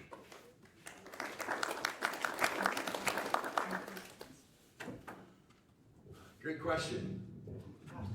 Colorado revenue $1.55 billion from pot sales in 2018. Haldeman Norfolk has a great soil, sandy loam. Mr. Ken Hill from Jacuza, from the Six Nations Reserve. I met the man, I know the man, I know his family. He will be the largest producer of marijuana in Canada by next year's end. Jacuza Speedway. He just put in, I think it was 150 to 200 greenhouses. This area can reap the benefits if we do this right. We can turn the old tobacco process of grading tobacco and selling it to market. We can do the same thing. We can mimic it with cannabis, and we can make this Haldeman Norfolk prosper again. And everybody will have more money in their pockets from it. 1.5 billion in Colorado. Think of what we can do in Haldeman Norfolk. We have the best soil, and a lot of people grow here already, and it's illegal. So we legalize it, and we at least will tax it and make money from it. It's going to benefit everyone. Thank you kindly. Thank you. People's Party of Canada. Well, the question is, why, is agriculture a low priority? Well, I actually disagree with that statement, actually, because I think it's not a low priority whatsoever. We actually do need to support and help drive awareness to market for all of our products because of the special nature that this riding actually presents with. But we will, however, the People's Party will, however, move to remove the dairy and poultry cartels to help lower the prices of milk, dairy, and cheese for all families in the country. And most importantly, this will help our poorest families, of course. But this, of course, will also ensure that our producers can market and export worldwide at the same time. Thank you very much. Christian and the Heritage Party. The CHP will review existing marketing boards on a case-by-case basis to ensure they are still meeting the needs of the producers as well as the Canadian consumers. Where possible, provision should be made for small-scale independent producers to serve niche markets without undermining the quota system. Every Canadian depends on the hard work of Canada's farmer and God, the provider of sun, soil, seed, and water. We will ensure that the future of farming, animal husbandry, and other aspects of food production are protected for future generations. CHP supports family farms as a source of much-needed food, income for many Canadians, and an incredible training ground for young Canadians to learn work ethics and to develop an understanding of God's miraculous growth and seasonal cycles and the rewards of hard work. A nation that cannot feed itself cannot survive. Our government is tasked with protection of its citizens. This cannot be done without sufficient food production. Our nation should not be brought to its knees through failure to protect our food supply chain. from production to marketing to distribution. Thank you. And Conservative Party, the Honorable Diana Finley. Local producers tell me that there are 4 problems that are really challenging right now. The first is the impact of this current government's relationship with foreign countries, whether it's NAFTA for supply managed sector, whether it's China. That doesn't affect just the canola producers out west. Our local ginseng people are suffering from access to China tonight as well. They're also complaining about over-regulation and over-taxation. They're having to spend way too much time doing more and more and more paperwork. And the 4th thing that has really hit home here is the way the once reliable foreign workers farm program has been totally mismanaged. A Conservative government would continue to stand up for supply management, as we always have. We would reintroduce the Market Access Secretariat to help develop exports and reduce non-trade tariff barriers, as well as overhaul the temporary foreign worker program. Thank you very much. So we're going to do 3 more questions, and then we'll get to the closing statements. The following 3 questions will be for all candidates. So we'll start, I guess I'll just choose them. Okay. This one, we're going to start with the Green Party. Can you explain how your party will pay for tax-based programs with your taxation plan? Also, what will your party do to lower deficits, or do you support higher deficits?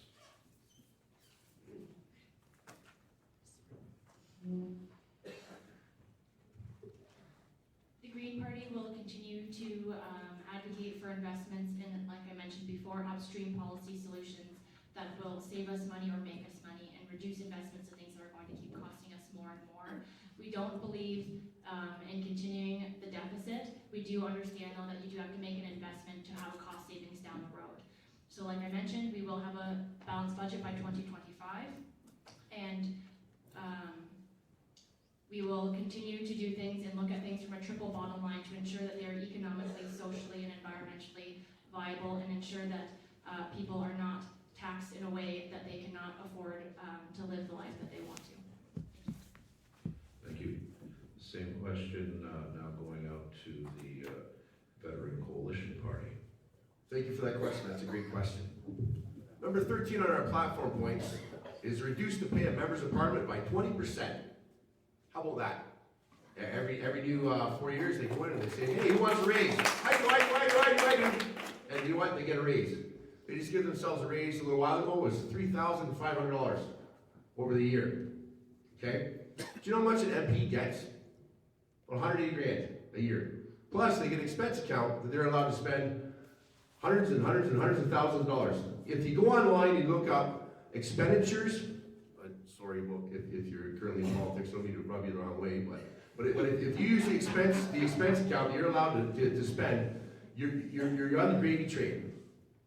They get too much money of our money, and they give nothing back.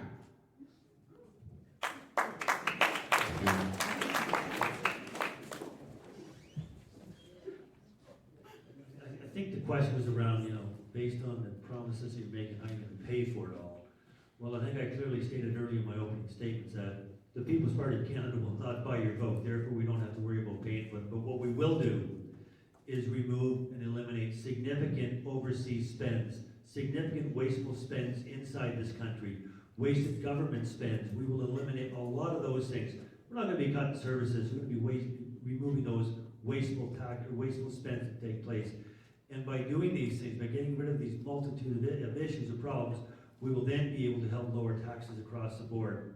And only then we'll be back to normal. So basically, we're not buying your vote. We will be removing all of those bad payments in the first place. I just want to reiterate the question for all the candidates to hear. Can you explain how your party will pay for tax-based programs with your taxation plan? Also, What will your party do to lower deficits, or do you support higher deficits? And we go now to the Christian Heritage Party. Currently, we pay $71 million a year on interest on our debt. CHP will implement fair tax, a national sales tax based on what you spend, not what you earn. No more tax on income, death, or inheritance. Taxes will be charged only on new purchases. You decide how much tax you pay by how much you spend. Like luxury, you'll pay more taxes. Live the simple life, you'll pay less. Fair tax would reduce the $56 billion spent each year on CRA. That's right, we're paying taxes to pay taxes. No more complicated paperwork, saving receipts, or printing off utility bills. Since there will be a higher demand for tax-free used items, the burden on the landfills will be reduced. The Green Party should adopt this idea. CHP would introduce mandatory balanced budgets and commence repayment of the national debt. Once repaid, interest savings would significantly reduce the tax burden on Canadians. Governments and political parties must stop buying votes with your money. Same question directed at the Conservative Party. Well, this campaign is all about affordability. We're looking at an extra $57 billion in spending by the Liberals just in their platform. That's on top of what they'd already committed to be in debt for in their budget that was just released a couple of months ago. We're all for reducing taxes, because if you have more money in your pocket, you're probably going to spend it. And if you spend it, you're going to do it at the local store, and they need people to serve you, and then they have to order more product in, and that creates jobs all the way through. And as we saw before, when that happens, government revenues total actually go up, because more people are working and more people are stimulating the economy. And that's why, as a government, we were able to pay down the debt and significantly, and bring in a balanced budget for the Liberals. They've still boosted it up. We would cut it down. We do not believe in deficits, but with the damage they've done, it'll take us 5 years to fix it. Thank you. Same question going to the Liberal Party. First off, again, sticking with the facts of the evening, the Liberal Party did not inherit a balanced budget. There has not been a balanced budget in a very long time. No, they did not. And in this fact, it is almost, I can't even remember, if anyone would like to hazard a guess, when the last balanced budget was. No, it was not 2015. So I did not Let's interrupt keep our you, heckling down, Ms. please. Finley. I don't expect that you would interrupt myself. Thank you. Now, in regards to that, our party has been very forthright and has said that they do not plan to balance the budget. And we have an opposition party that has not costed their platform yet. So we have absolutely no idea what type of money the Conservative government is planning to spend. We are being honest, we're being open, and we're being transparent. There you go. I do have two individual questions, that I see here at the bottom. Okay. So this one, again, is a Kim Hoffman question. In the opinion of the person who wrote this question, your leader has shown himself over the last 4 years to have a lapse in judgment and in ethics. How can he be trusted? I'm simply reading the question. Thank you, Michael.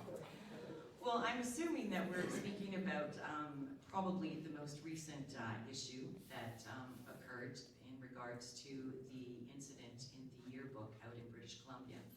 And I will let people know that I've spoken to numerous people in Haldimand and Norfolk over the last number of weeks since that happened. I've spoken to people of color, I've spoken to people of different socioeconomic groups, and spoken to people of different ages. I only had one individual who verbally harassed me regarding it. A big portion of Haldimand Norfolk, unfortunately, I would not shame these people, but we did have, for many years, the Simcoe Lions, the Jarvis Lions, and the Fisherville Lions, who participated in what we call minstrel shows. So we do have a number of individuals in our community who also have these pictures in their history. I would not claim to call them racist or embarrassing or any of the sort. Thank you very much.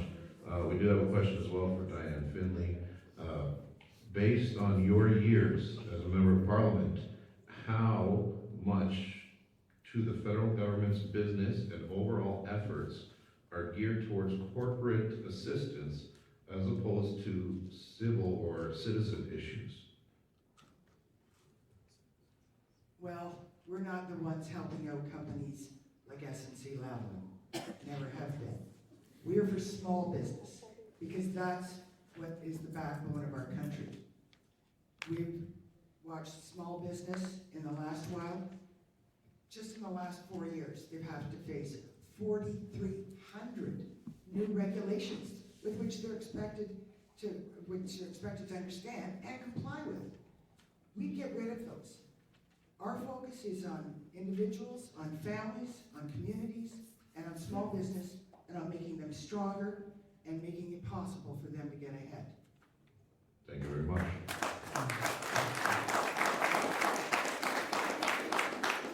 I do have a final question. This is for all candidates, and it will be answered first by, I believe, the Veterans Coalition Party. So here's the question. What innovative programs will you and your party initiate, if elected, to stimulate our economy and avoid a major recession?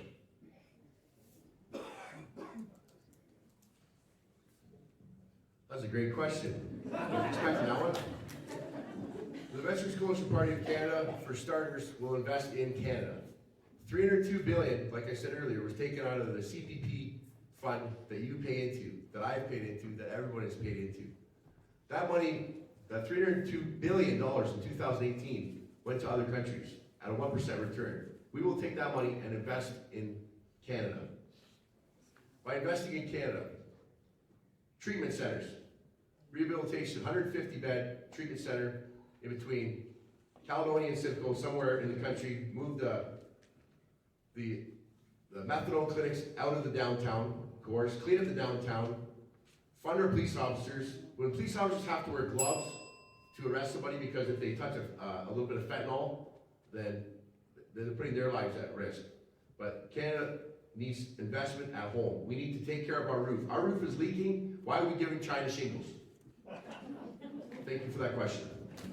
Okay. And same question going to the People's Party of Canada. From an innovative perspective, I think the best thing we're to do is really three things. Number one, we will immediately repatriate billions of dollars from overseas spends.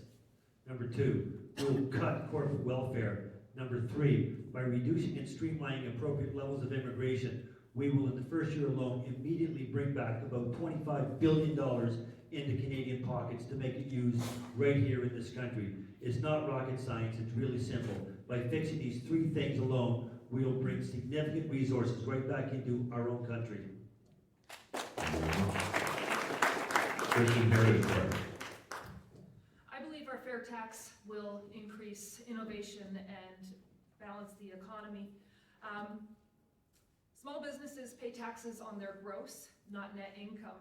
If you gross $50,000, like I did last year, but only net $25,000, you still have to pay $6,500 in taxes, leaving you with $18,500 to live on. The harder you work, the more you pay. It's hardly worth running a business. Currently, if you were to buy a house, the landowner that the mill buys its lumber from gets taxes. The distributor pays taxes to the mill. The lumber store pays taxes to the distributor. The builder pays taxes to the lumber store. The homeowner then pays taxes on all 6 of those in order to buy a home. If we change the way our tax system works, there'll be a whole lot more money in this economy. Thank you. Same question to the Conservative Party. Okay. Well, the last time out, 08, 09, one thing that really worked was our economy compared to that of other countries.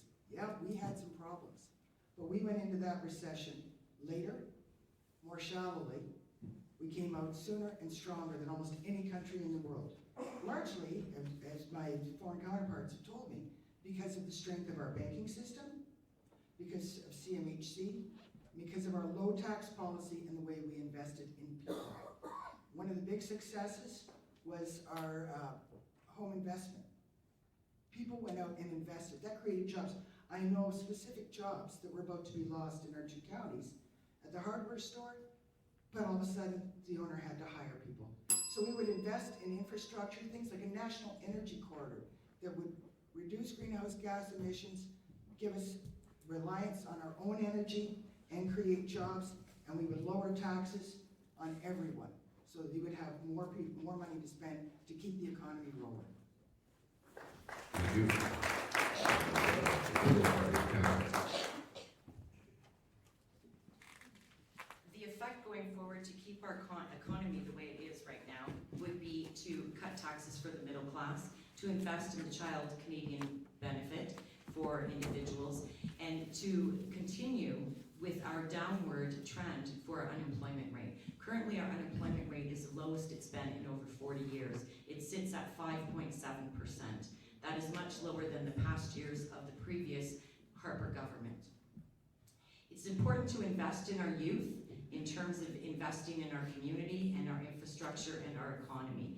Our youth are moving forward, and that's why this election is important to them in regards to climate change and housing, and they need to be, and obviously post-secondary costs, which right now are astronomical, and that again is why the Liberal government has put in plans to assist students who are paying back OSAP, giving a bit of a break to new parents who have OSAP bills to pay, and also increasing the grants back up to $1,400 per student. Thank you very much. And the Green Party. The Green Party will capitalize on the huge business opportunity of a post-fossil fuel economy. We must look at where the puck is going and not where it is right now. We will employ people in the auto sector to develop and manufacture electric vehicles.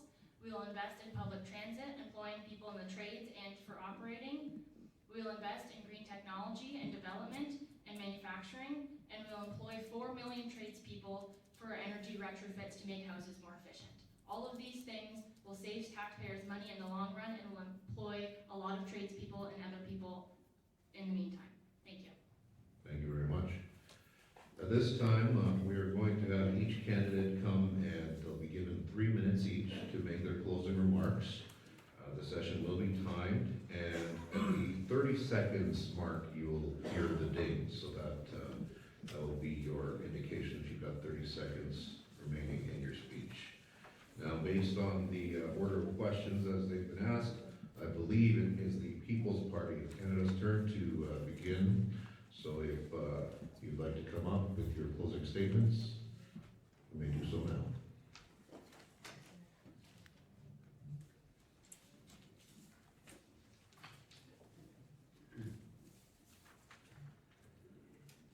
Ladies and gentlemen, I joined the People's Party because it is committed to doing politics differently.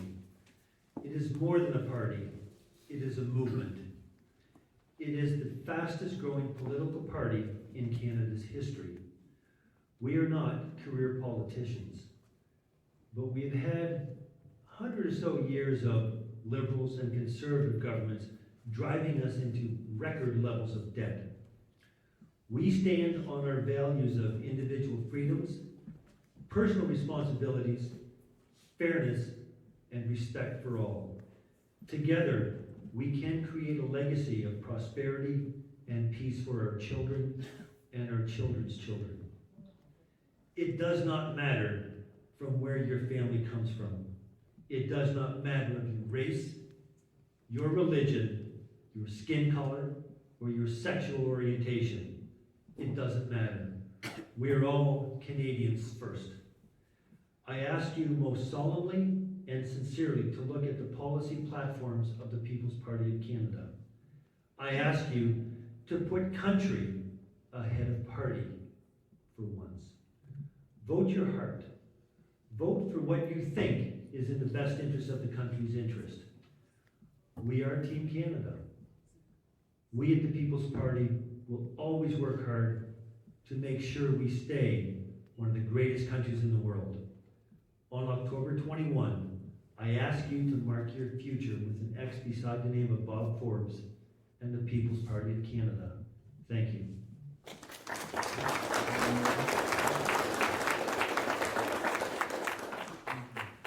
I now invite the candidate from the Christian Heritage Party to come forward.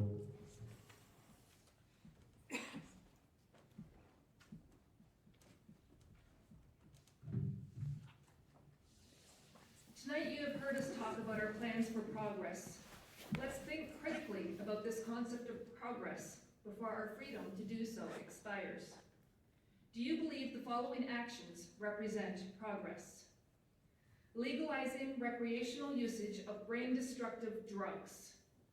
Cannabis poisoning-related hospitalization for children and adults has tripled and even quadrupled in some provinces, causing huge costs for CAT scans, beds, nurses, and doctors. Is this progress? Legalizing biological males to use female washrooms, change rooms, and showers. Male sexual predators are using the Gender Identity Bill to enter women facilities, including women's shelters, to sexually assault and expose themselves to young girls and women. Is this progress? Redefining marriage to be anything other than a binding union of one man and one woman to the exclusion of all others, and promoting and celebrating high-risk sexual behavior. Groups are now pushing for their sexual rights of polyamory, incest, pedophilia, and bestiality. Even the Toronto District School Board was pushing that loves no gender, knows no gender, by displaying hearts with threesomes on them to school-aged children. Apparently love knows no number either. Is this progress? Permitting ISIS fighters and supporters to live freely in Canada. Over 60 ISIS rebels returned to Canada to be reintegrated into the society. Is this progress? Silencing public scrutiny of public policy. Government is naming difference of opinion as hate speech or bullying, restricting access to statistics, arresting pastors for preaching the forgiveness and love of Jesus, banning certain types of free speech, and removing ads that question public policy. Is this progress? Killing innocent children within their mother's womb. 100,000 children are murdered every year through abortion. 60,000 of these are the result of coercion from friends, family, and employment. They are not the result of free choice. We have digressed to barbaric paganism by sacrificing Canada's children on the altar of convenience, and we should all be ashamed for allowing this to happen. Is this progress? If you believe the above actions to be reflective of progress, then I encourage you to vote for any other party other than the CHP. CHP does not deem these actions to reflect progress. CHP calls Canadians to progress that aligns with the preamble of the Canadian Charter of Rights and Freedoms, whereas Canada is founded upon principles that recognize the supremacy of God and the rule of law. In this election, I urge you, go to the early polls and vote for Christian Heritage Party. Thank you. Thank you very much. And the closing statements from the Conservative Party.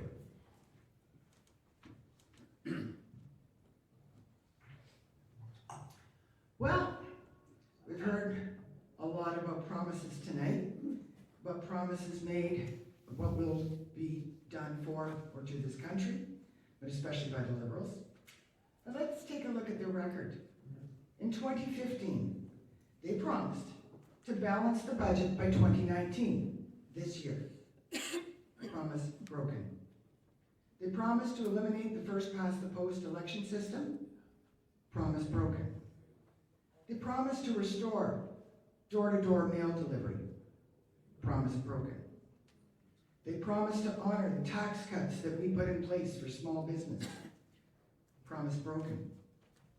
They promised to deliver infrastructure to our municipalities. Only 60% of that has actually been committed, even less delivered. And they promised to reduce taxes on the middle class, but 80% of those families are now paying $800 a year more in taxes. The Liberals did keep one promise though. They legalized marijuana. And we all know what a serious effect that's having on our local community. You know, the Doors people are telling me that they're feeling that everything is getting more expensive. They're having a hard time making ends meet, and there's little, if anything, left over at the end of the month. A Conservative government would change that. We would eliminate the carbon tax. We would introduce a universal tax credit that applies to everyone.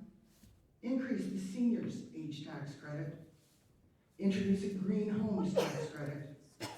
Make EI, parental, and maternity benefits tax-free.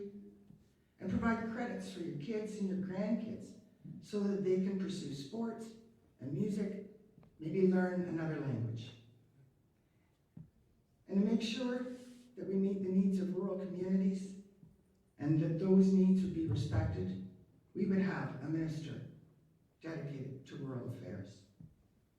Ladies and gentlemen, on October 21st, please ask yourself, who do you trust to make life more affordable so that you can get ahead?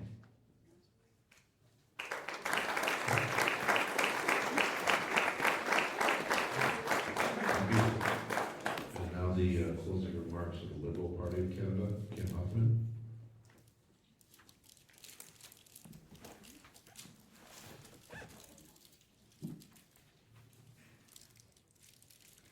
I'm going to start with a few fact checks myself here. Contrary to popular belief, 90% of the platform of the Liberals from the election of 2015 has been fulfilled. One of the ones was electoral reform. When we look back to 2007, electoral reform was unanimously voted down in Ontario, the largest voting population in Canada. Ontarians did not want electoral reform. Cannabis. I don't understand the laughter from my honorable opponent regarding cannabis and where that has ended up here in Norfolk, Haldimand and Norfolk. We have over 5 amazing licensed producers.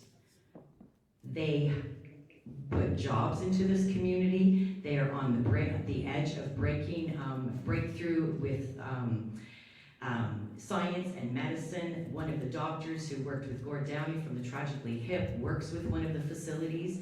We're talking about hundreds and hundreds of jobs that have been added to, in particular, the Norfolk Employment Bank.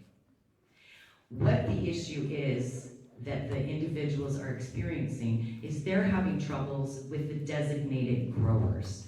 These are the individuals where it is, in fact, more often than not, organized crime. And I can tell you, as a councillor for Ward 7, that I have several of these in the ward that I represent. For over a year now, I've been dealing almost daily with individuals who are affected by these designated growers, who don't follow the municipal bylaws, don't follow setbacks, filtration, shading, nothing. Cannabis has brought good things to our county, and it's brought bad things to our county. But I'll also tell you right now that as a fact, not once in a year has our honorable Member of Parliament contacted myself as a councillor for Ward 7 regarding the issues that my constituents are going through. There have not been any sit-down meetings as a whole with the Council of Norfolk County and our current Member of Parliament. It is important that our Member of Parliament is transparent and available to all members of our community. So I ask you, going forward, that if we're going to be for the people, we need to be for all of the people. In October, there is a choice to make, and I ask that you respectfully choose forward and go with the over 60% of residents in Haldimand and Norfolk who do not support the Conservative Party. And again, together with our friends in the NDP and the Green Party and the Liberal Party, we can move forward in Haldimand, Norfolk. Thank you.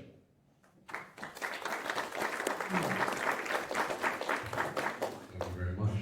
Now the closing statements from the Green Party of Canada. Just want to thank everyone again for coming out tonight.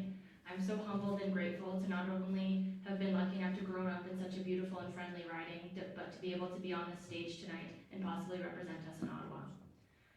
We have entered a period of consequences. There's a growing gap between the rich and the poor, there's an unraveling social safety net, there's a plastic waste crisis, and widespread anxiety and depression. These are a byproduct of a growth economy that is out of sync with people and with nature. I decided to run because I think we deserve better. The middle class is floundering, my generation is drowning in student debt, housing is becoming unattainable, childcare is unaffordable, and millions of Canadians, especially in rural areas, lack access to a family doctor. Yet the Liberals and the Conservatives continue to prioritize maintaining and gaining political power over everything else. It is time to meet a machine with a movement. It is time for MPs to follow the will of the people. It is time for Canadians to stand up for what we want. It is time we stop electing the lesser of two evils. It is time we elect leaders and parties we are excited about. Leaders who are grounded in principles, not self-interest, and committed to the public good, not driven by power or greed. The decision to be made by the next government of Canada will shape our future as a nation. Will we hunker down to defend the status quo, leaving Canada behind as the world moves on, or will we work together to enact changes Canadians are begging for? It is time to save our democracy from politics. The majority of Canadians want the government to be more open and honest. We want less influence from corporate lobbyists. We want our seniors and our veterans to be better supported. We want our environment to be protected and restored. We have the power to plot a new course. We can renew our democracy. We can create a just society and ensure that we have a sustainable future for generations to come. A vote for Brooke Martin is a vote for change. A vote for me is a vote for our future. It is time to not vote left or right, but vote to move forward together. Thank you.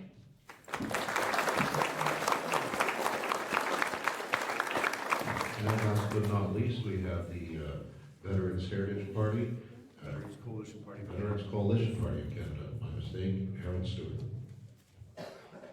Thank you. Somebody said on the way over here on the radio, said if everybody's gonna complain about you, just make sure they spell your name right. Income tax was implemented to pay for World War I. We're still paying tax. As far as I know, the war's been over for over 100 years. Just saying. Anyway, my name's Harold Stewart. I'm from Halton, Norfolk, and I'm tired of the BS in Ottawa. I'm tired of the BS on TV, and I'm tired of the BS in general. Who left the bag of idiots open? Common sense politics has gone to the wayside. I look at each of you now. Every one of you pays tax. Where do your tax dollars go? To expense accounts? Pay for trips to India? Seriously, you think it's funny? It's not. We're the idiots. We're the idiots that keep electing the people that are taking us and bending us over the barrel. What do you want in Canada? Do you want more for your kids? No, I want more for my kids. We deserve better. We do. Look around. How many people do you know that are struggling right now financially? Veterans Coalition Party of Canada will reduce income tax. We will reduce business tax. We will reduce the wasteful government spending. We will build treatment centers for addictions, for addicted Canadians. We will reduce the member of pay in Parliament by 20%. We will reduce expenditures by 20%. We work with Canadians to get more input every day, like our suggestion book. Our platform was built by suggestions. We will protect union workers, and we will pass anti-scab legislation for the worker. There's new markets available for marijuana in this area. This area especially can benefit millions and millions and millions, maybe even billions of dollars per year in revenue. This area can turn out if we use the existing tobacco board and we turn it into a marijuana board. It's very simple to do. It's not that difficult. A lot of people can't see the forest for the trees. We will reintroduce the Water Protection Act, canceled by the Conservatives. We will reinstitute the Children's Fitness Tax, canceled by the Liberals. In 1867, Sir John A. Macdonald was elected our first Prime Minister. Shortly thereafter, he was bribed for the railroad contract from Quebec to Halifax. First politician, first bribe, for scandal. What are you gonna do this October 21st? Vote for the same old, or vote with your heart and your mind? Seriously. My name's Harold Stewart. My family's been here since the late 1600s. And I will work hard for you in Hogan Norfolk. Thank you kindly.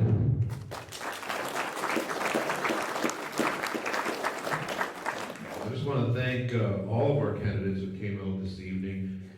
All 6 of you have one thing in common. You may have different visions for the future of our country, but you're clearly all patriots. You're all Canadians who love this country and are doing everything they can. The mic is to, too low. Oh, the mic is too low. Foot too low. Okay, the mic is too low. Well, regardless, you did well, you all did well, and I want to thank you all for coming out and participating in the democratic process, because, well, that's what it's all about. At this time, I would like to thank Jim Norman. He's going to come forward and say a few more words. He actually was key in making this evening happen, so big round of applause for everybody here. Thank you, Jim.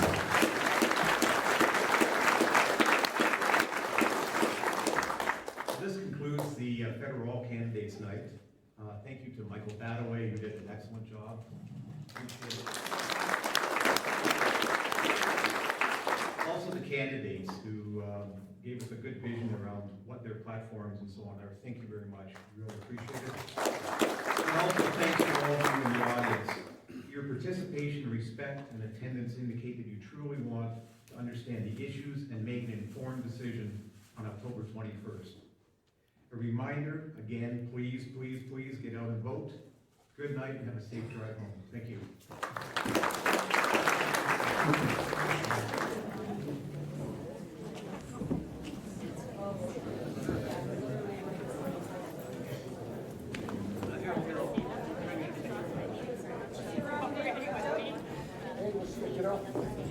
My legs crossed for a long time, but it's my